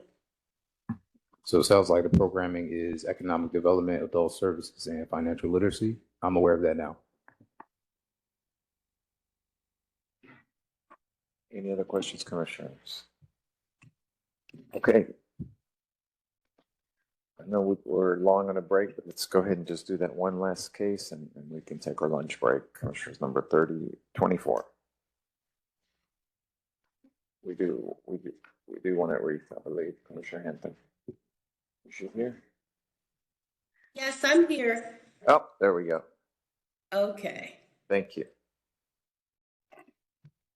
Can you see my screen? Yes, we do. Thank you. Okay. Good morning, commissioners. This is Dr. Rhonda Dunn and my colleague Mike Flowers. We're presenting zoning case Z 189161 Aura D. Our request is for a historic overlay for the Bianchi House. The subject property is sited at 4503 Rieger Avenue on property currently zoned as PD 98, limited to residential uses. The area of request is roughly half an acre or 0.5821 acres. Again, the location is sited at the intersection of Rieger Avenue on the north side of it and North Carroll Avenue to the east of it. The Landmark Commission initiated the historic designation process for this subject property on December 5th, 2016. The designation committee approved the designation report on December 19th, 2018, subject to the preservation criteria. The Landmark Commission authorized the public hearing for this property back in January of 2019. In terms of where this property is located in relationship to where we are today, it's roughly 2 miles northeast of City Hall, near the Peak Suburban Addition. With respect to the aerial view of the site, you see that it is populated with trees in that particular area. And again, it's at the corner of Rieger and North Carroll Avenue. With respect to zoning and land use, it's in PD 98, which is limited to residential uses unless otherwise noted.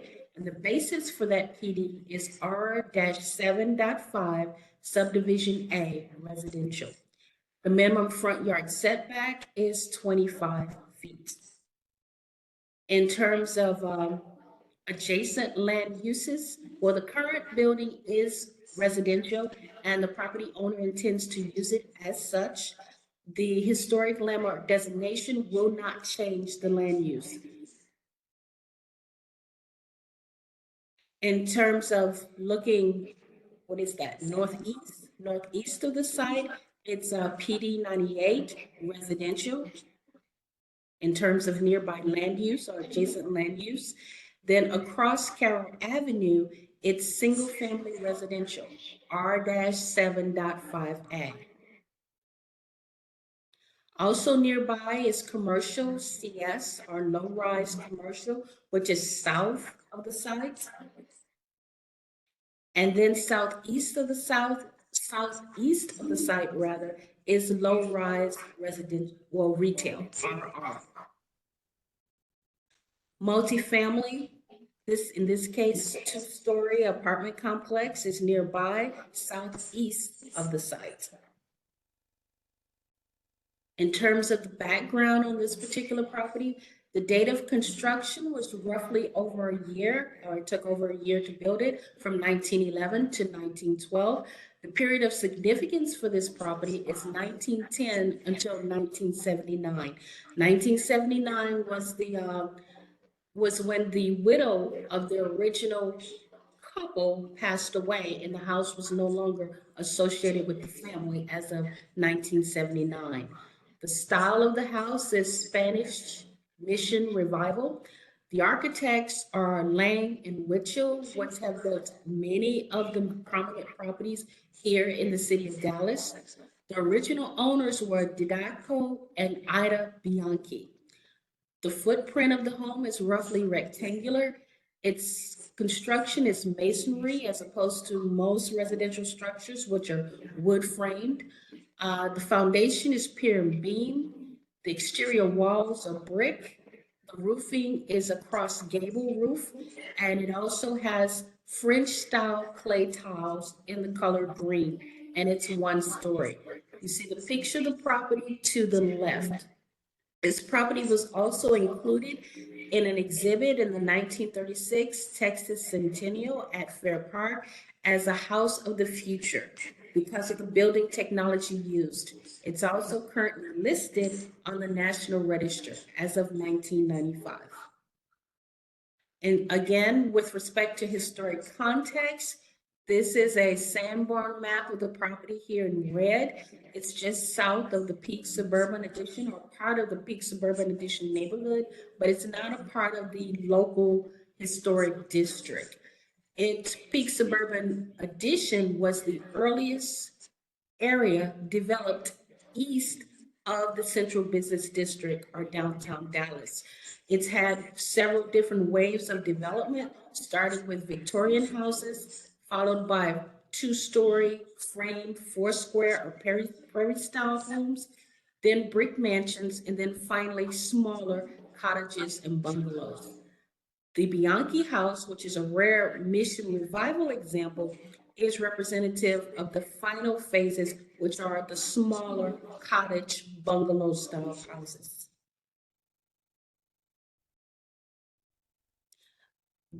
Didaco Bianchi, basically he lived from 1877 to 1914. He and his family immigrated from Italy when he was roughly 4 years old. They first settled in New York and later moved to Dallas in 1903. He and his brother Gaetano formed the Southern Architectural Cement Stone Company. To the right of your screen, you see an advertisement from their company. Basically, they sold tile and other architectural trim and details, as well as flooring.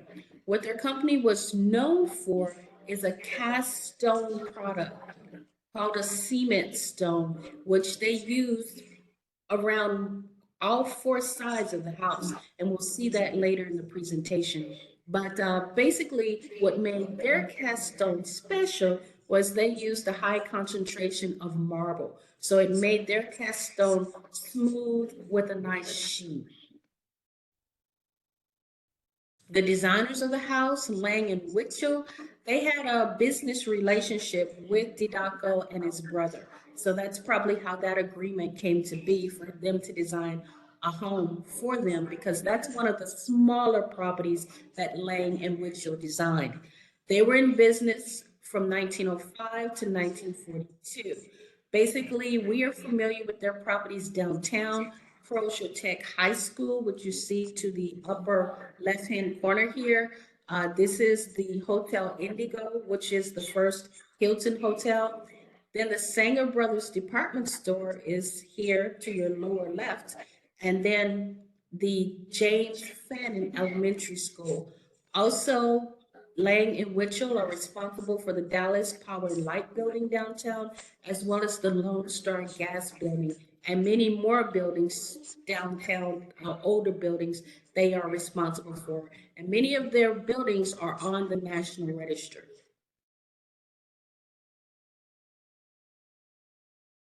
The property today, unfortunately, it experienced a major fire in 2013 that started in the attic, and it's still under restoration and rehabilitation today. So it does have this construction fencing you see in the photo on the right around it still. However, the building does have a high degree of architectural integrity, and we can see that from the original Lang and Witchell drawing on the left of your screen. You see that it has the parapet roof, the mission style parapet roof, the green tile roofing, and the cast stone porch, rails and columns. This is a little closer up view of the house as it stands today. The front elevation and the left elevation, which faces North Carroll Avenue on the corner.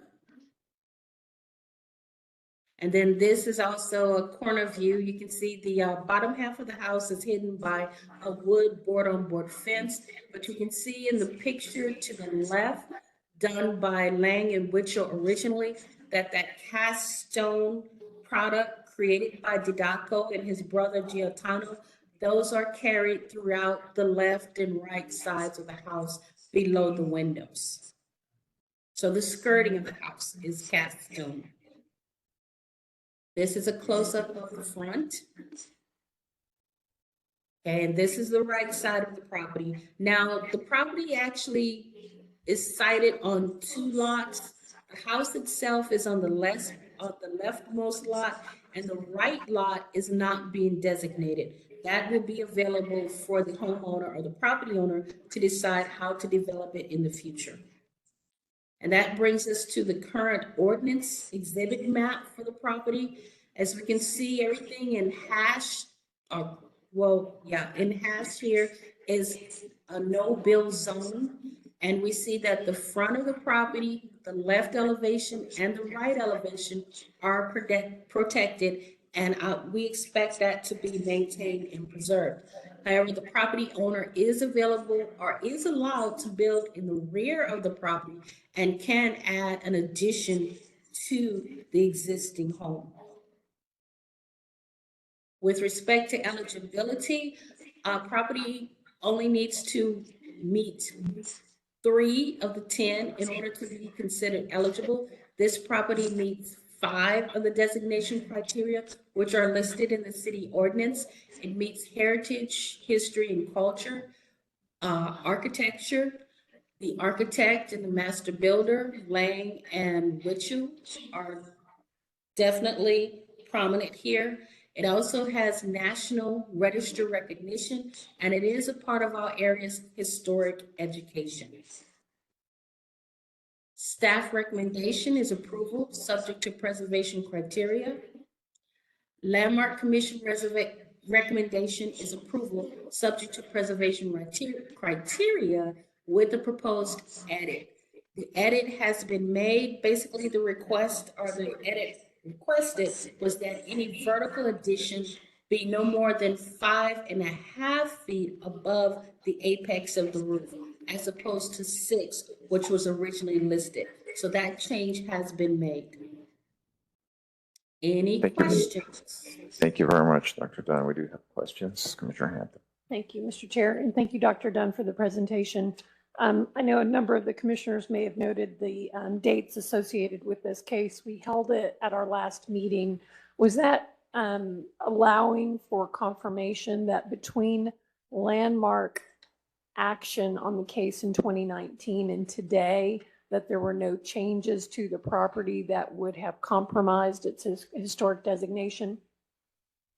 Partially, yes, but before we brought it before the City Plan Commission in November, we did actually do a site evaluation, staff did, to make sure that they were in keeping with the preservation criteria as written.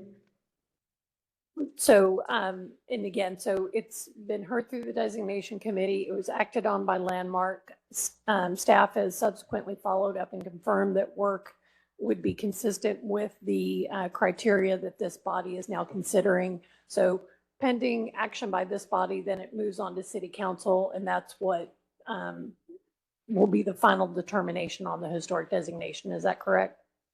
That is correct. And is part of the reason why it's back before us today is that the property owner was operating under the understanding that by clearing Landmark Commission, they were already designated and that they are pursuing their historic tax credits related to the property. That is correct. Thank you. And I know from our initial posting of the docket to today, the site exhibit had a graphical clarification, and it's now been cleaned up just to have the text and the connotations within the exhibit have been addressed. Is that correct? That is correct. Thank you. Thank you, Mr. Chair. Thank you, Dr. Dunn. Thank you, Commissioner. You're welcome. Any other questions, commissioners? Okay, then that concludes the briefing. Commissioners, just a note on the plats. Case number 30 has come off consent, and we will be briefing case number 35, but it stays on consent for the moment. And we will push our 2 briefings for a future date to be determined. It is exactly 12 o'clock. Commissioners, enjoy your lunch. It's downstairs, and we are going to be at the Horseshoe, so we can move down there.